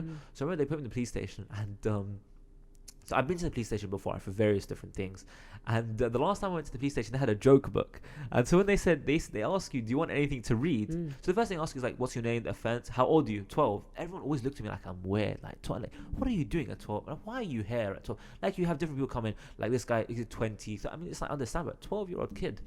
And so I was like, do you have a joke book? And they look at me like I'm stupid. It's like, you know? And I was like, okay, that sounds a bit stupid, you know? So I didn't say anything. Because they gave you a joke book the last time you were there. Is that the idea? No, the idea was like, it's like as if I'm not taking it seriously. Oh, you know? I It's see. like, I don't actually Okay. realize, and it's something I actually like now. It's like, man, like, what was I doing? You know? Yeah. And it got to the point where, so when I went to court and stuff, they said you're not allowed. We have to transfer you outside of London because you're considered a danger to society. Whoa. And I was like, yo, something needs to change. I mean, so my parents tried to explain to me. So this is my adoptive parents. Even though I was in care, they came and visited. They're like, listen, I mean, this is gonna affect you in the long run. Now, obviously, as a kid, you don't realize that. You're like, so what, dude? Like, I'm just having fun. I'm out with my friends. I want to chill out with my friends and stuff. Once I got to Brighton, I went to it was a very different care home. So you had like different staff coming in and out. You don't go to mainstream school. You go to like your own school only for like the people in that care home. And they're like, okay, this is where you need to change. The first day in that care home, so what something I do for myself is whenever I'm like in certain situations, I kind of take a mental note in my head. So I remember that day when I was like lying down in bed, I'm like, shit, okay, this is my new home now. This is my new area. I went on a walk with one of my carers. Her name was Katie, and we were walking with her, and I saw Chris Eubank and his dad training. He was in Brighton on the pier. I saw them like doing uppercuts and stuff. I knew who Chris Eubank was. I didn't know who the son was, right? And I was like, oh, like, dude, this looks cool. Yeah. And she said to me, oh, that's Chris Eubank Jr. Do you want to go say hello? And these guys are just like training in the, like on the beach. Yeah. And they're just like doing uppercuts. And it looks cool. I mean, this guy's he's a 2-time world champion now or something. Yeah. And I said hello to them. Like, how are you? He's like, you should start boxing. And I was like, think about it. I never started boxing at the time, but that was the time I was like, okay, now I want to start boxing. I want to do something. That kind of gives me like a purpose. It's like, okay, I want to do something in my life. Yeah. So there was nothing. Something wrong. that's better than just like hanging out with your friends and like doing dangerous shit. But I don't understand why I actually doing like this dangerous stuff. It harmed me. It harmed my friends. You know, it got one of my very, very close friends killed. I mean, and for what? I mean, you're risking your life over what? Over a bit of land that nobody owns. I mean, or like status, or it's like over what? Over money. I mean, look. I mean. It's honestly, it's really not worth it. And then you think about, for example, this man has a family. This boy has a family. This boy has a future. You have another kid who now has no future.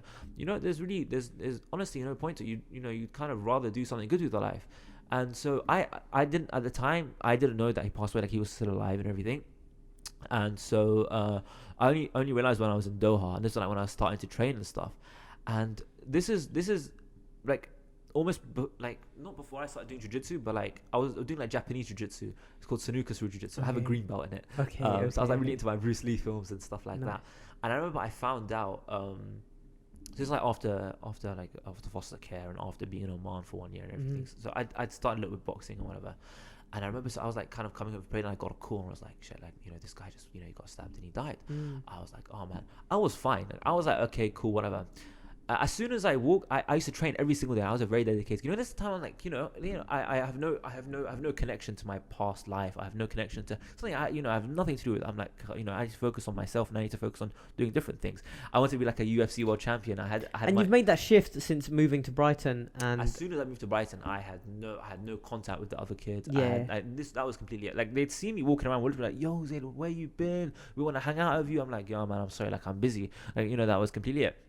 And once I started doing martial arts, I felt really unsafe. Now I'm like, shit, someone's gonna attack me, but yeah. So this is like, so I'm completely like kind of like the good Zayd now. And I remember getting that phone call, and I was like to my coach, his name was Jamal. I was like, Sensei, I'm sorry, man, I can't train today. He's like, why? I explained to him what happened. He was like, oh, you're cool. So I walked, I was fine, and I started crying. So I sat in the judo hall for 5 hours just crying in the judo hall. Like I just couldn't stop crying. I was like, oh man, I guess the memories we had, like through the good and bad. You're crying about the fact that you couldn't hang out with your friend. Is that why? No, but he just passed away. Like, your I just friend found out. Passed away. I just found out. Of course. And I mean, thinking back to the time, so we were on bail because we all got arrested together, and we were not allowed to meet each other. And we were like in school, and we'd hang out in school, and the teacher would come and tell us off, and like we'd run off together, and all these memories just come back. And I remember I started hitting the bag and stuff. And I hit the bag while crying. I mean, like, I'm just like really in tears. I'm like, shit, okay, it's time to change, And at the time I had like in my Insta bio, like at UFC champion one day. I was really bad. Like, honestly, I was bad, dude. Like, I was really bad. But I was dedicated. I was like, okay, this is something I want to do. Yeah. So I dedicated all my time to it. Whenever I'd come to England, I'd come straight here. Like, I used to do the kids classes. And the moment that I was like, this is for me, is I used to do. They kicked me out of the kids' classes because they didn't kick me out. So they told me, they were like, do the adult class. You're a bit big, and they were like, you're good. Because there wasn't a lot of 14-year-olds or 15-year-olds. 15-year-olds at the time. They were like 11, 10-year-olds kind of kid classes. 15, you're kind of at the end of the tether of the kids' classes. So it's like it's not that good. Yeah. So even the jiu-jitsu class was alright. I used to train with this guy. He was a yellow belt. I think he must be a blue belt now or something. But yeah, he used to give me a hard time. He's really good. Is he still here? Do you know? I think his name is Will Nichols. So he trains along the grapple. Yeah. I just followed him on Instagram recently. I recognized him. He's good. I haven't said hello to him yet.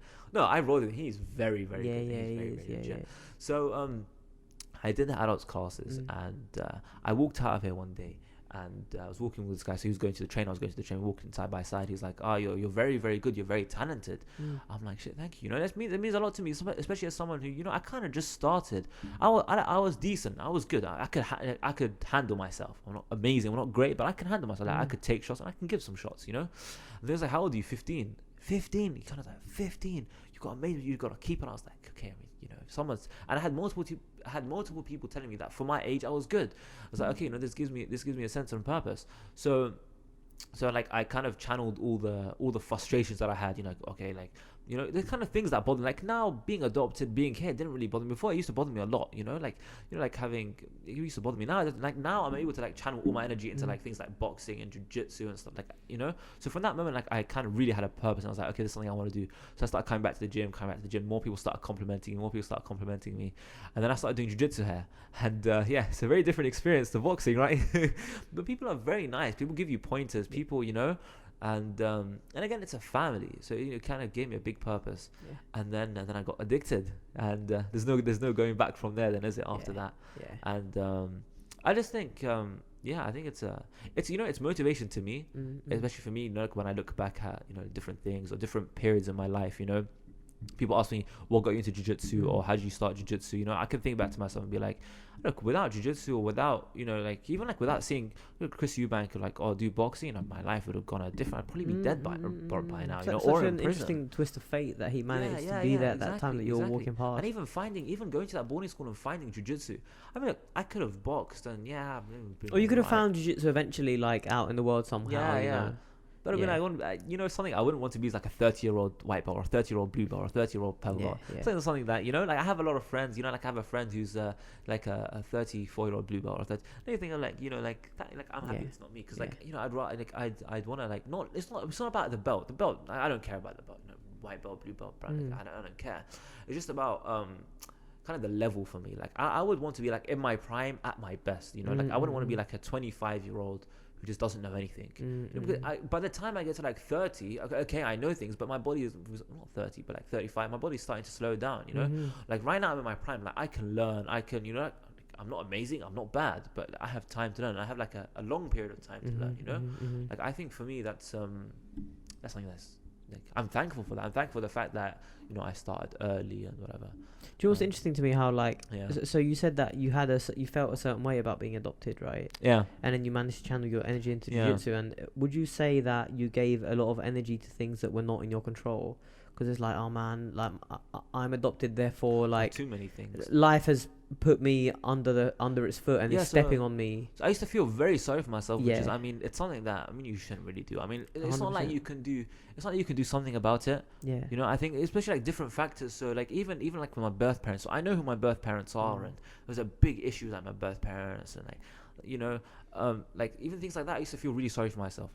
Like I contacted them like on my like 16th birthday.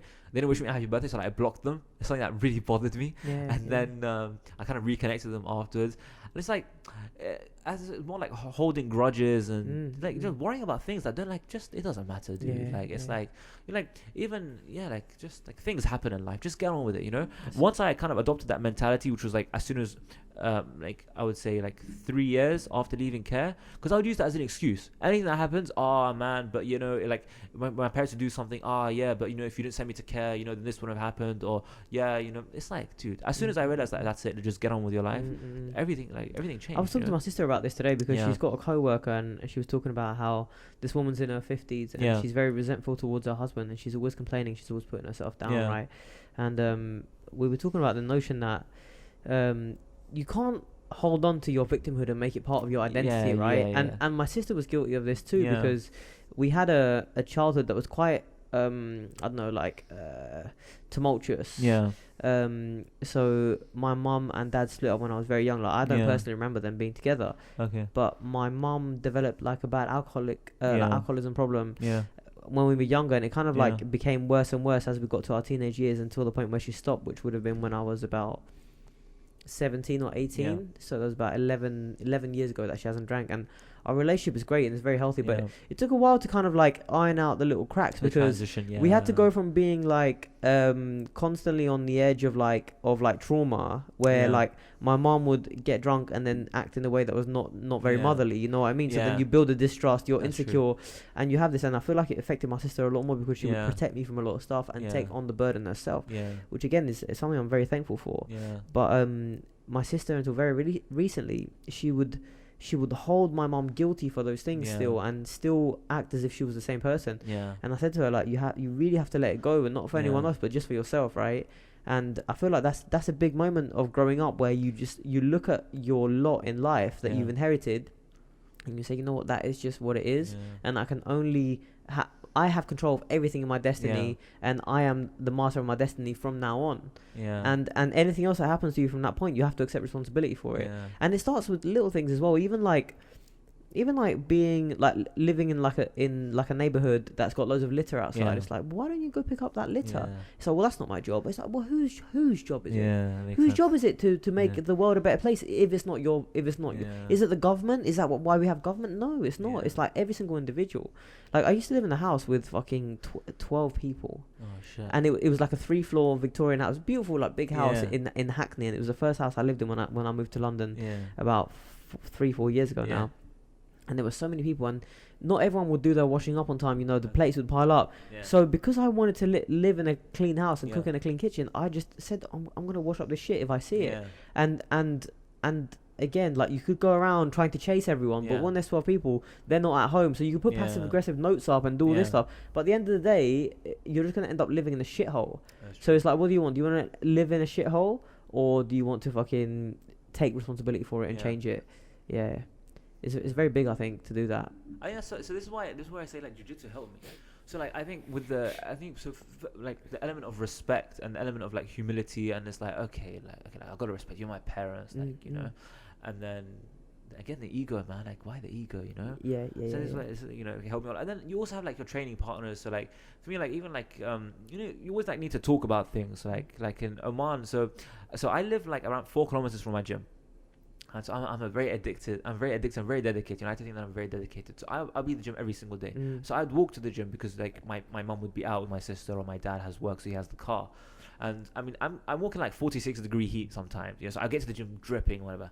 My friends are like, listen, we'll drop you home. So a lot of my friends, because, you know, they come from work, whatever, and they drop me home. So you build like very close bonds with like different friends. So like I built a very close bond with one of my friends. Shout out to Wa'il and shout out to Ahmed, you know. And these are like, they're blue belts now. And Ahmed is a beast, man. Like, he's like 116 kg of 160 muscle. 116. I was gonna say, he's a black belt in karate. Oh damn! It's not fun to roll with him. No, it is not fun. He takes it easy on me because I'm his friend. I'm very thankful for. But like, you build very close bonds with them. You start talking to them, and that obviously helps you as well, because they can relate to you on both levels. And obviously, look, everyone has trauma. Everyone has, you know, there's nobody, whatever you have, someone is always going to have it worse. It's the same thing in jiu-jitsu, you know. However good you think you are, there's always someone who's going to be better. There's always someone who's going to know more than you know. And so you kind of, you know, you listen, you talk, and, you know, I think that helps you a lot. And then you know, I think the stronger the bond on the mats, the stronger the bond is off the mats, you know. And, you know, I think that was something that you know, kind of I benefited from a lot. It's like, if you go to a gym where you're cool with everyone and you're happy with everyone, you know, you live happy, you know. Like, these are your friends, these are your family, basically, you know. And I think, you know, over a year, I created like a very close bond with, you know, a lot of people. I feel like it offers young men, especially, a rite of passage through which you can transition from boyhood into adulthood or manhood. And I feel like for men, for whatever reason, it has to happen via some kind of trial, right? Whether it's like going to do military service or something, or whether it's like the Spartans sending their children into the agoge, which is just like casting them into the wilderness. And if they return alive, then they're a man a year later. But if they don't return, it's like, well, fuck, the kid's gone. You know what I mean? Or there's indigenous rituals where, I believe this was in the movie, but it's like representation of an actual ritual that takes place where there was a white boy that was adopted by an indigenous family, and he's kind of approaching adolescence, and he's playing on the bank of a river, and he shows that he's romantically interested in this girl, and his mom and dad, or adoptive mom and dad, realize that this is, you know, the time when he's becoming a man and he has to enter this ritual. And what happens is all the men of the village come and grab the child and say, this is the day, the time has come, you have to die. And he's like, no. And the mom comes along, but she's playing along, but she's acting dramatically. And she's like, no, my baby, because really it is the death of her baby. And they take the child and they put him through a trial of, I can't remember whether it might have been like bullet ants or something like. They do this in a lot. So some cultures do it with like psychedelic rituals. So it could be maybe like an ayahuasca trip or something. Another one could be like a glove of bullet ants, which is like the most painful sting in the world. Another one could be just ordeal by like poisoning of some kind, or you know, some tribes, they climb to like a really, really high place and jump off. And it's like the act of jumping off is like, that's when you become a man. It's like in Islam, when you hit puberty, you just have a good shower. What's that? Have a good when you just have a good shower and that's it. You just clean yourself. What, to become a man? You mean? Yeah. So I mean, once you hit that kind of that puberty thing, you just have to have a clean shower, and you're all set. No, but I mean, but what makes you a man? Because a man is not made just by his physiological makeup. So I think.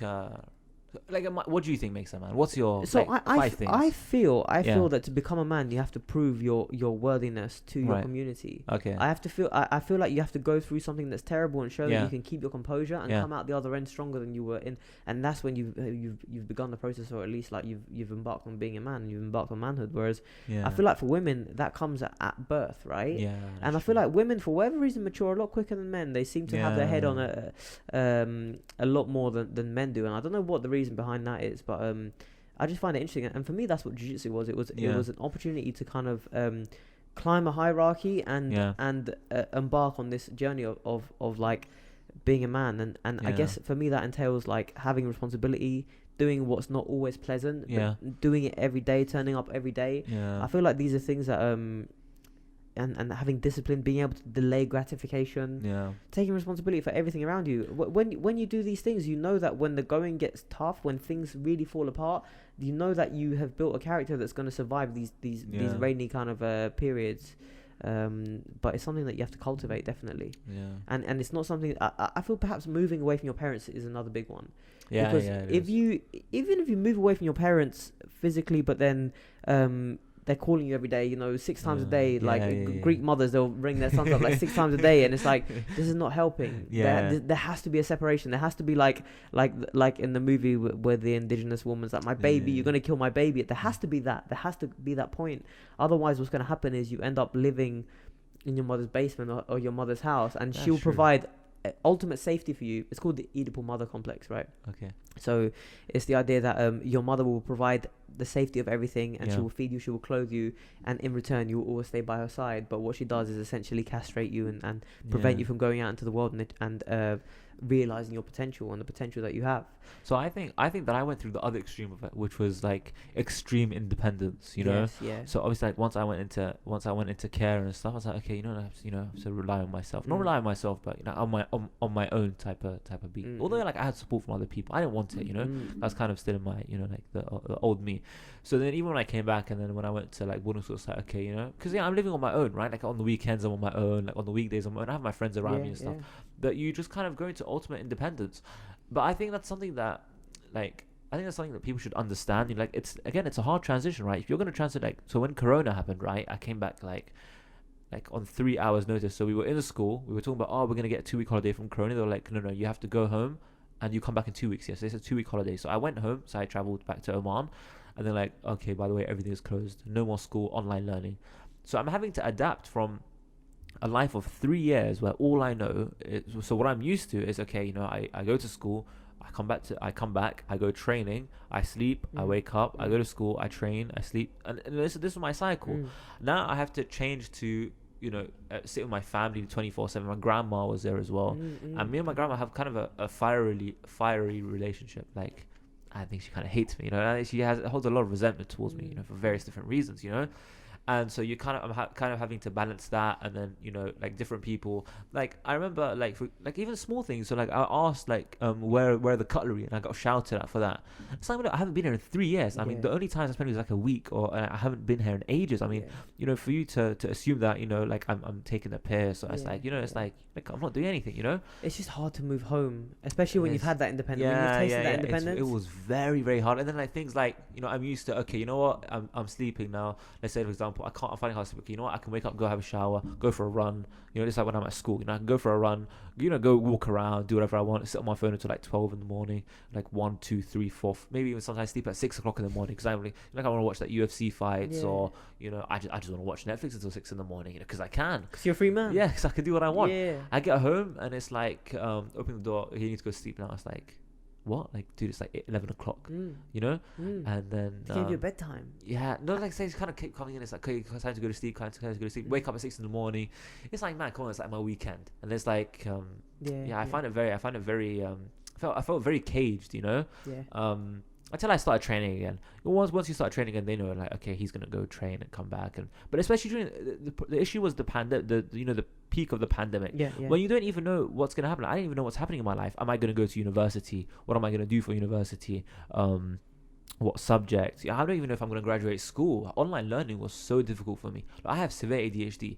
If you have the computer next to you and you have the bed next to you, which one are you realistically going to choose? I chose my bed for like the first 2 months. I'm not even joking. I mean, I'd go to classes, sleep through the classes. It's really hard for you to learn online. At the end of the day, we all got high grades because everyone's going to cheat. Put the laptop there as you're just lying down, or so keep your camera off. I downloaded a software where I can freeze my face. Oh, okay. So I put my face, freeze the camera, lie down, and go to sleep. And at the end of the class, I'd see I've got kicked out of the class because the class has ended and they're calling my name, and I've obviously slept, so I can't hear them, so they just kicked me out of the class. And other times when I talk, it's the same software. I'd keep muting and unmuting so the voice sounds crackled, and I'd leave and be like, I'm sorry, my Wi-Fi's not working. Or if I really didn't want to do it, and I'm sorry, there's a family emergency, or my computer's broken, or my homework's not submitted. Oh shit, sorry, the Wi-Fi disconnected, I'll do it. I graduated with 86% only because in all the tests I cheated. I mean, as you would, everyone did, online, but I didn't gain anything. You can Google the answers.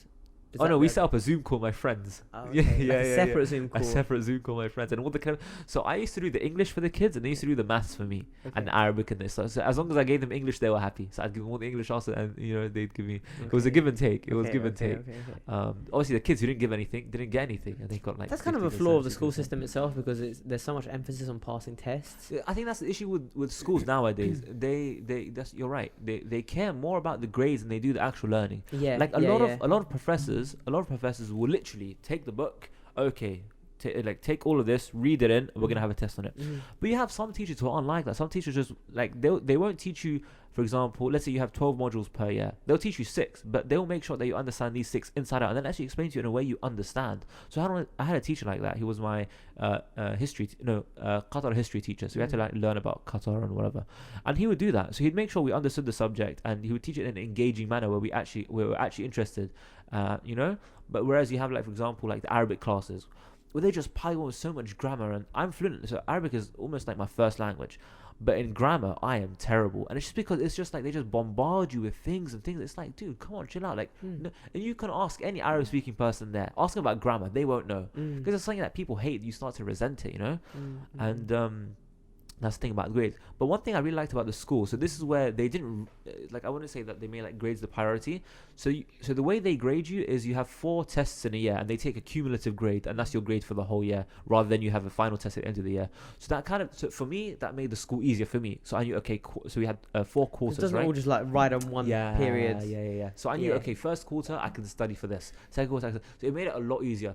And I actually did very well in that school, just purely because of that, because you feel like, okay, it's not everything's riding on one on this big test, but at the same time you kind of slack off a little bit, because you're like, okay, you know what, in quarter 2 I got a 70%, so in quarter 4 if I get a 50, I'll still get a B, but at the same time it was a good experience. Did you feel like there was an extrinsic motivation of passing tests when you were in school, or did you find an intrinsic motivation of your desire to educate yourself so that you can do something later on? I had no interest in. I wasn't focused on the future at all. I don't think anyone was at the time. I think the only time you really focus is, I would say, the last year, because like people tell you you're in grade 9, right? So it's the American system. It's like 12 grades. In grade 9, people are like, okay, you know what? This really counts. Does it really? I'm in grade 9, dude. I have 10, 11, 12 left to go. You know. And so it was only in grade 12. It was only in the last quarter of grade 12 that I was like, okay, shit, you know, like if I want to go to university, I need to do this, because I applied. I wanted to do sports science and coaching. Actually, this was something I wanted to do before I chose the Royal Marines. So I was like, okay, I needed to get like a GPA of 2.4 or 2.5 or something I got in the end, but obviously I never went to university. But so it was only in the last quarter I was like, okay, you know what, now I need to work for my university. And I went to a military secondary school, so all of my friends, like so we were like 13 in our year, about 9 of them went to the army and about 4 went to university. And only one of them actually is doing well in university. But yeah, so yeah, I mean, I was not focused on the future at all. I wasn't either, to be honest. When I was at university, I remember I didn't even choose my universities. Like, I feel like I was put on like a fucking like a conveyor belt, and I was just moving along it. And it's like, I did my GCSEs, which is, you know how the system works in the UK. Did you do well in your GCSEs? Yeah, I did pretty well, man. I had like A's and B's and C's, I guess. Oh, nice. Mainly BCs, but I was smart enough to pay attention when it mattered, so I could get a grade. Okay. But also like I would kind of relax a lot of the time, you know. But so I kind of knew how to play the game. I knew what the game is. The game is just like learn the information, recite it on test day, and that's pretty much it. And you know, there were subjects that I liked. I preferred like history. I preferred English language, psychology, sociology, that kind of stuff. And I decided to go for a sociology degree, and I'm not exactly sure why I went for a sociology degree. Okay. But that's the degree that I went for, and the reason that I opted to go to university as well was because the Conservative Party had just formed a coalition with the Liberal Democrats. Okay. And they joined, and they had 2 completely different manifestos. So the Conservatives wanted to introduce university fees because the tuition fees were really cheap, and what happened was you had increasing numbers of undergraduates and graduates, and their degrees were worth nothing in the job market. So the rationale was, if we make it more expensive, less people would go to university. Then you could say it hurts poor people because then they can't get degrees. But the Liberal Democrats, what they said, we should abolish all fees. So even the small fees that we have that are actually not that expensive, it was about $3,000 a year, and then you get a $3,000 maintenance loan as well. Nice. So over 3 years, what you get like $18,000 worth of debt or something like that, or to say 20 rounds up to 20 grand. That's one of the reasons why I didn't go to university. I didn't want to rack up that kind of debt. That, and you had videos online going. So when they were doing obviously online university, and you're paying £9,000 right per year. It's ridiculous. And not only that, so there was a video going viral of a Zoom call, right? And it was obviously a university thing, and one of the kids had obviously been bad or whatever, like he wasn't responding to the teacher. She made him stand on the wall, and this is like a grown adult, like a 19-year-old, 20-year-old boy. She had him standing like on his wall with his hands up facing the wall on a Zoom call. And it's like, well, you're paying $9,000 for this shit. I mean, like, come on, like, dude, what are you paying doing? Money for this shit? Like, honestly, like, to stand up for the wall, dude, and that's a grown man. You're telling a grown man's actually stood up and gone to the wall. Leave the call, man. Like, come on. Yeah. Right? So and the debt, man. And like, not only that, but it's okay if you know what you want. If you're like, you know true. what, I want to be a lawyer, and the way I do that is by going to university and studying. I wanted to do law actually. But I did work experience with my uncle, so he does corporate law. Never again, dude. It is so much paperwork, and my ADHD is bad. It was not fun, honestly. Is there things that your ADHD would have you be suited to? Yeah, so like different things. So like, for example, like jiu-jitsu. Okay. Like, it's like very active, and like you have like little details. I can pick on little details very easily. Yeah. Things like the army, for example, because I'm always active, always doing something, like waking up in the morning. Again, little details. For example, like maybe being a PE teacher or something like that, sports coaching, things like that. I feel like I'd be suited to those things. Things like a desk job, I don't want a desk job. I feel like I'd be too fidgety. I just move around and stuff. Like even now, like moved so many times, even at work, man, I carry a fidget spinner around, Do you actually? Yeah, I carry a fidget. So I have to wear like an apron. I work at Nando's, I have to wear an apron, and I keep a fidget spinner like in my pocket. I almost like spin it around and start walking up and down and stuff. Very hyperactive. I've always been hyperactive, especially as a little kid. I used to do football a lot. I used to play. I used to be quite good actually. I used to play like it wasn't Sunday league. It was like Sunday league for kids. I was playing my loc. I remember I played my debut. I missed an open goal. Oh, shit. It was a day to forget. But I was decent. I was like racked up a few assists and whatever.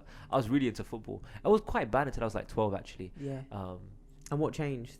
I honestly don't know. I think I just started playing a lot more and whatever. I really wanted to be the next Ronaldo. So for me as a kid, it was either I wanted to be Ronaldo or I wanted to be in the special forces. But I was really conflicted between wanting to be famous and rich or being bad and poor, you know, like being like a badass, kind of like John Wick type of beat, kind of guy. And there's a lot of jiu-jitsu in the John Wick movie, which made it really appealing. So he was like, yo, like, you know, you have guns, you have jiu-jitsu. And that's one of the big things why I actually chose the Royal Marines. So when I went to the World Pro, I met his name is Ricky Bellingham. So he's a brown belt now. He's in the army. He's a lance corporal. So he runs kind of the jiu-jitsu in the army scene. And I met him. I saw him in the World Pro, and I started messaging him. And I saw one of his fights. And I was like, I know this guy. So I started filming whatever. I started messaging him, and he was like, yeah, they have jiu-jitsu teams in the Marines and stuff. So when you're there training for the Marines, you'll be able to train jiu-jitsu. So not for the first 6 months. The first 6 months, I just have to train like the Marines training. But after that, I'll be able to join their teams. And he said he will hook me up with a good team. So I mean, it's an well, they draft you, they like send you to a team. I assume, I don't know. Yeah. But they grapple. So in the training, right? So let's say they make you go on a 1.5 mile run. So you run, and then they'll be like, okay, now everyone on their knees in the mud, and everyone start wrestling each other. They put 2 and 2 in front of each other, and this is where, and I love the gi, and they're wearing light, like can loose you grab their jackets clothes? or whatever. I'm gonna do that. I'm gonna bow and arrow everyone. And what's the rule set? Is it when you get them to the ground and pin them, or I think they. I mean, obviously not. I assume not a lot of them know jiu-jitsu, right? Because they're all kind of like 19.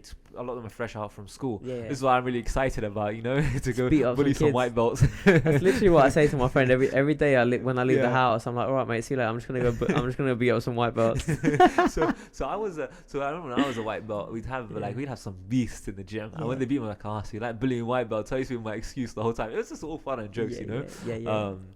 But yeah, I like to roll with white belts. Yeah. And to be first to things and then even like if I get a position, I'll just rewind it. We'll rewind our body. Say, okay, look, next time we're here, you do this, and then just show them the game, because it's like we're playing football.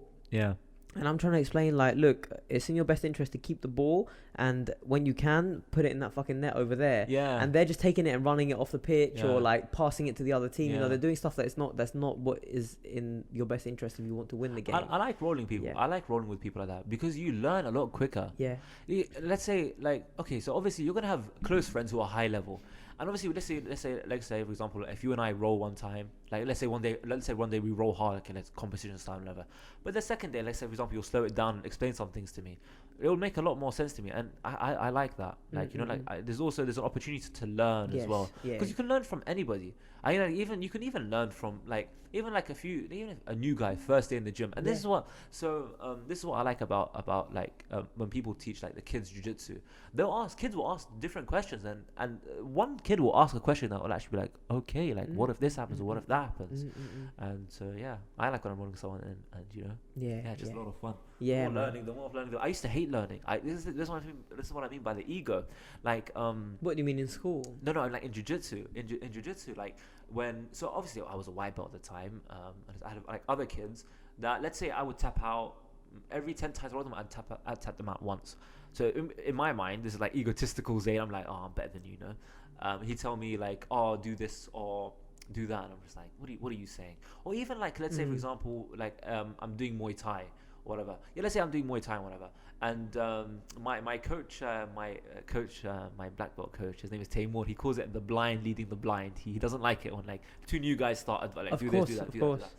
that. So like even like when someone would tell me something, I'd really hate it, because it was not that I would see them as inferior to me, but I'd see it as because you're not of a high level. Why are you telling me this? Kind of thing. Or like you're saying like, even what you're telling me is wrong, like, so why are you saying it? Yeah. But then I learned, okay, let me listen to him, let me see what he says. If he has a valid point, okay. If he doesn't have a valid point, what I started doing would be like, okay, I think you should ask the coach this, or you know what, I like some things I don't know, like some things I just generally just don't know the answer to. So I'm like, look, I don't know, but let's go to this guy he's a purple belt, or let's go to this guy, he's a brown belt. Let's ask him, let's see what happens. Or you know what, let's try out and see what happens. And I find it makes you look like less of an arsehole. It just makes you look like a good person. And it's more like a scientific method. It's like, well, this is your hypothesis. Let's test your hypothesis. Yeah. And you learn some good things from different people, and you can always learn things from everyone. I think, which is really nice about jiu-jitsu.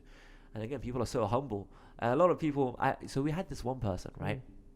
And he was a power lifter, and he was a power lifter for like the national team in Oman. And so there's a thing with apparently powerlifters and ego, right? Because apparently, I mean, I assume if you can lift 200 kilos, obviously you're gonna have a sense of like, whatever around you. And so he used to come and he used to kind of like eye poke us and thumb lock us and be like, on the streets this would work and whatever. Thumb lock, yeah. Yeah, thumb lock mean be like, on the streets this is submission. Dude, what are you doing? I have you in a locked triangle. What are you trying to do? So one time I had him in a locked triangle, and I feel myself going up. No. So I didn't hook the leg, right? The dude because he thought he's not going to slam you. He's probably like 120 kg. I don't know why I didn't hook the leg. Yeah. I honestly don't know. Yeah. I felt my head hit this, like he lifted me up, my head hit the ceiling. Everyone in the gym started going, yo, like everyone was screaming at him, and you could see in his eyes he wanted to lift me up. He wanted us because it wasn't tight. He wanted to slam you. He wanted to slam me. You could see it in his eyes. And then everyone, my friends, ran to me. Everyone was like shouting at him because these are all my friends. This is like a new guy, right? And he's like, I didn't mean it. Whatever. We didn't see him in the gym after that. Interesting. He came back 2 months ago. I saw him in the gym, and I was like, and he's known as a bit of like that's like, dude, like, he came back with a different mentality. This guy came to learn. I mean, it's crazy. Like the change, like you could see this guy came with an ego. He didn't want to learn. He he was playing dirty. I mean, he was going to, I was talking about Ahmed, right? The black belt in karate. He's a blue belt. He would go to him. Look, Ahmed messes people up. Like, dude, he's a beast. He's really annoying to roll with. The only person who could beat him is obviously Hezbollah, and he can beat anyone. But he would go to him and be like, next time I'll get you, or tomorrow I'm gonna tap you, or wait 10 years. He came back and he just wanted to learn. He just sitting back asking the coach for questions. I asked him like, what made you come back? He goes, one time I saw coach. I saw him in the store and he's talking to me, and I wanted to come back. And man, he's a really nice guy now, and he, you can see the big difference. And this is what jiu-jitsu does to you. It gets rid of it. He's a completely different person now. As a person, if I saw him on the street, I'd be like, oh, now I want to go say hi to him. Like I want to hang out with him. And like he's just a completely different guy. And this is the beauty of jiu-jitsu, And everyone around him saw that, and everyone was like, okay, like Yeah, it's a positive change, right? It's a massive change. And it's interesting because like you get signals from other people as to how your behavior is, if it's desirable, if it's not desirable. So if you're doing things that are undesirable, people kind of like not talk to you. They won't share with you. They won't invite you to things. They'll often pull faces of disgust when you do certain actions, and you have to watch out for that stuff and be like, whoa, am I really like I need to think about what I'm doing. Or when the gym enforcer walks up to you like, oh shit, what happened now? yeah. I was training at this gym in Greece once, and I was visiting. It was the first night. And I've only done no gi like for the last like say 4 years. I haven't put on a gi. Oh, so you've done gi before? I used to do gi when I first started, and I actually started jiu-jitsu like over 10 years ago now. No way. But I've only just seriously been training for like say the last since I've been here really like say I don't plan to train in gi anymore. I think especially I want to train here at Diesel Gym where it all started. They only do no gi. I want to kind of get back into MMA a little bit, sorry, carry on. No, I mean it's a good gym to be at, man. This gym is the funny is that the first gym I went to, the vibe here is crazy. I mean I was a 15-year-old kid. They told me join the adult class. I walked up to one of the coaches. I was like, can I join the kids? Can I join the adult class? He's like, yeah, of course you can join. And it's just a big family vibe. This is why you don't get this at a lot of gyms. You don't get this kind of vibe at a lot of gyms. I've trained at quite a few gyms, and it's home. It's like honestly, and it's where I first learned some everything. Have, like, the egos have huge. The instructors have huge egos, and that's the problem. So I've actually trained at a gym once. I trained here actually, and it's just some guy must have been visiting or something. He's like a jiu-jitsu guy. He was way better than me, and obviously I was really bad. And he had a very big ego. You could tell when you were drilling, he had a really big ego, and it was like really not nice. And when he was rolling, what can you do about it? It's very unpleasant.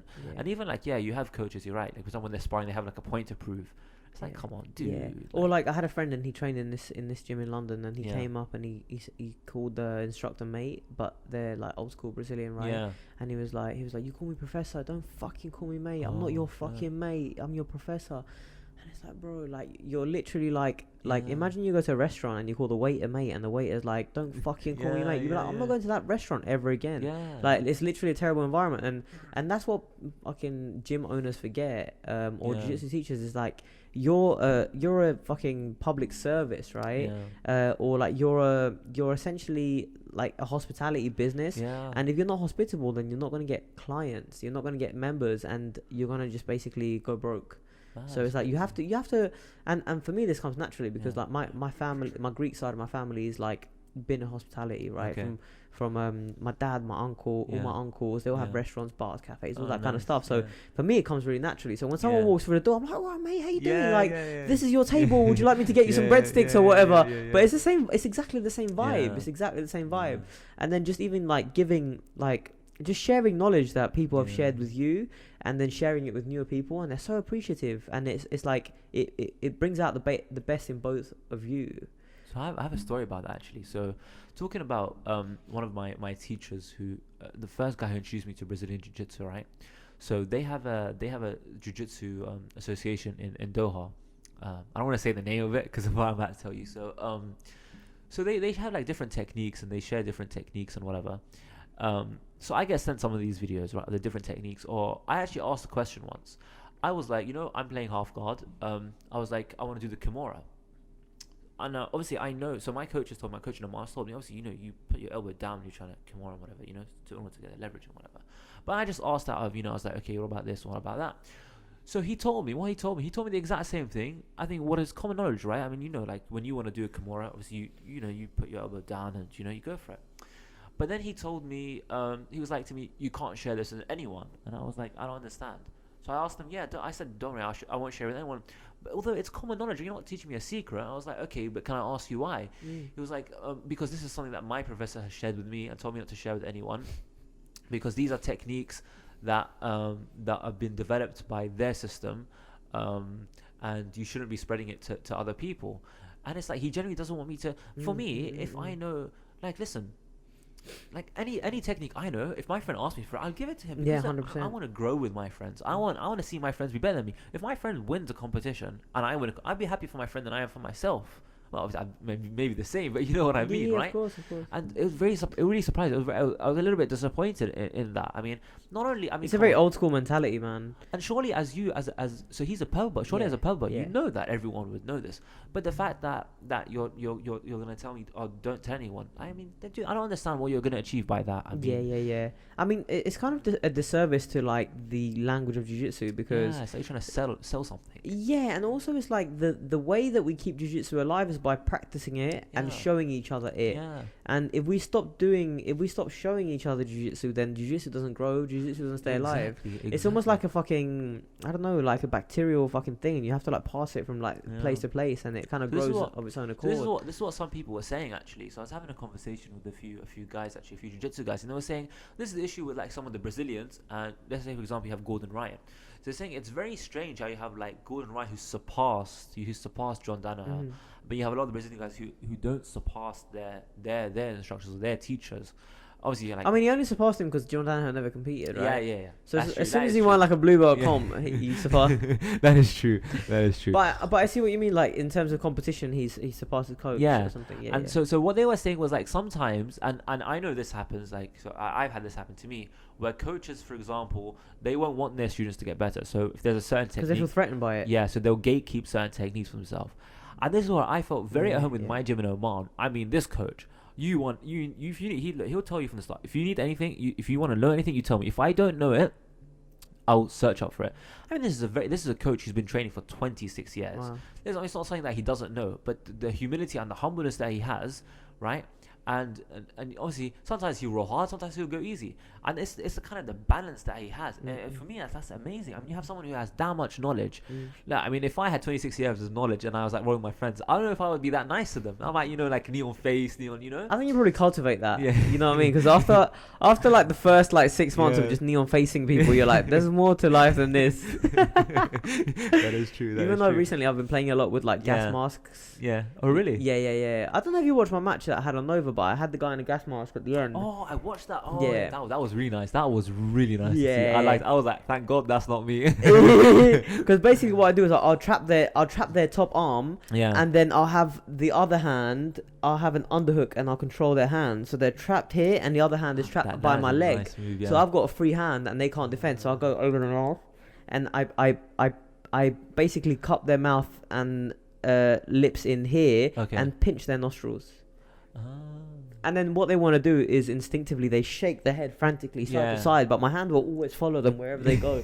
So what they have to do is go like that, because they have to go like that. So what happens is when I go that's when I come underneath and then start to get them. Or sometimes they might just like tap there, because especially if you're like deep in the round and it's like the 5th minute or something, and you've been like going through some scrambles and their heart is beating fast, they need oxygen like they need water in the Sahara, you know what I mean? It's very necessary, and when you deprive them of that, they'll do stupid things like give their neck up to get air. For those who don't know, Alex got robbed that match. You had like 20-second hooks in, and for some reason they did not give you those 4 points. Yeah, that is crazy. It's honestly. Okay. I don't blame the referee. It is what it is, man. It is. That's true. It is what it is.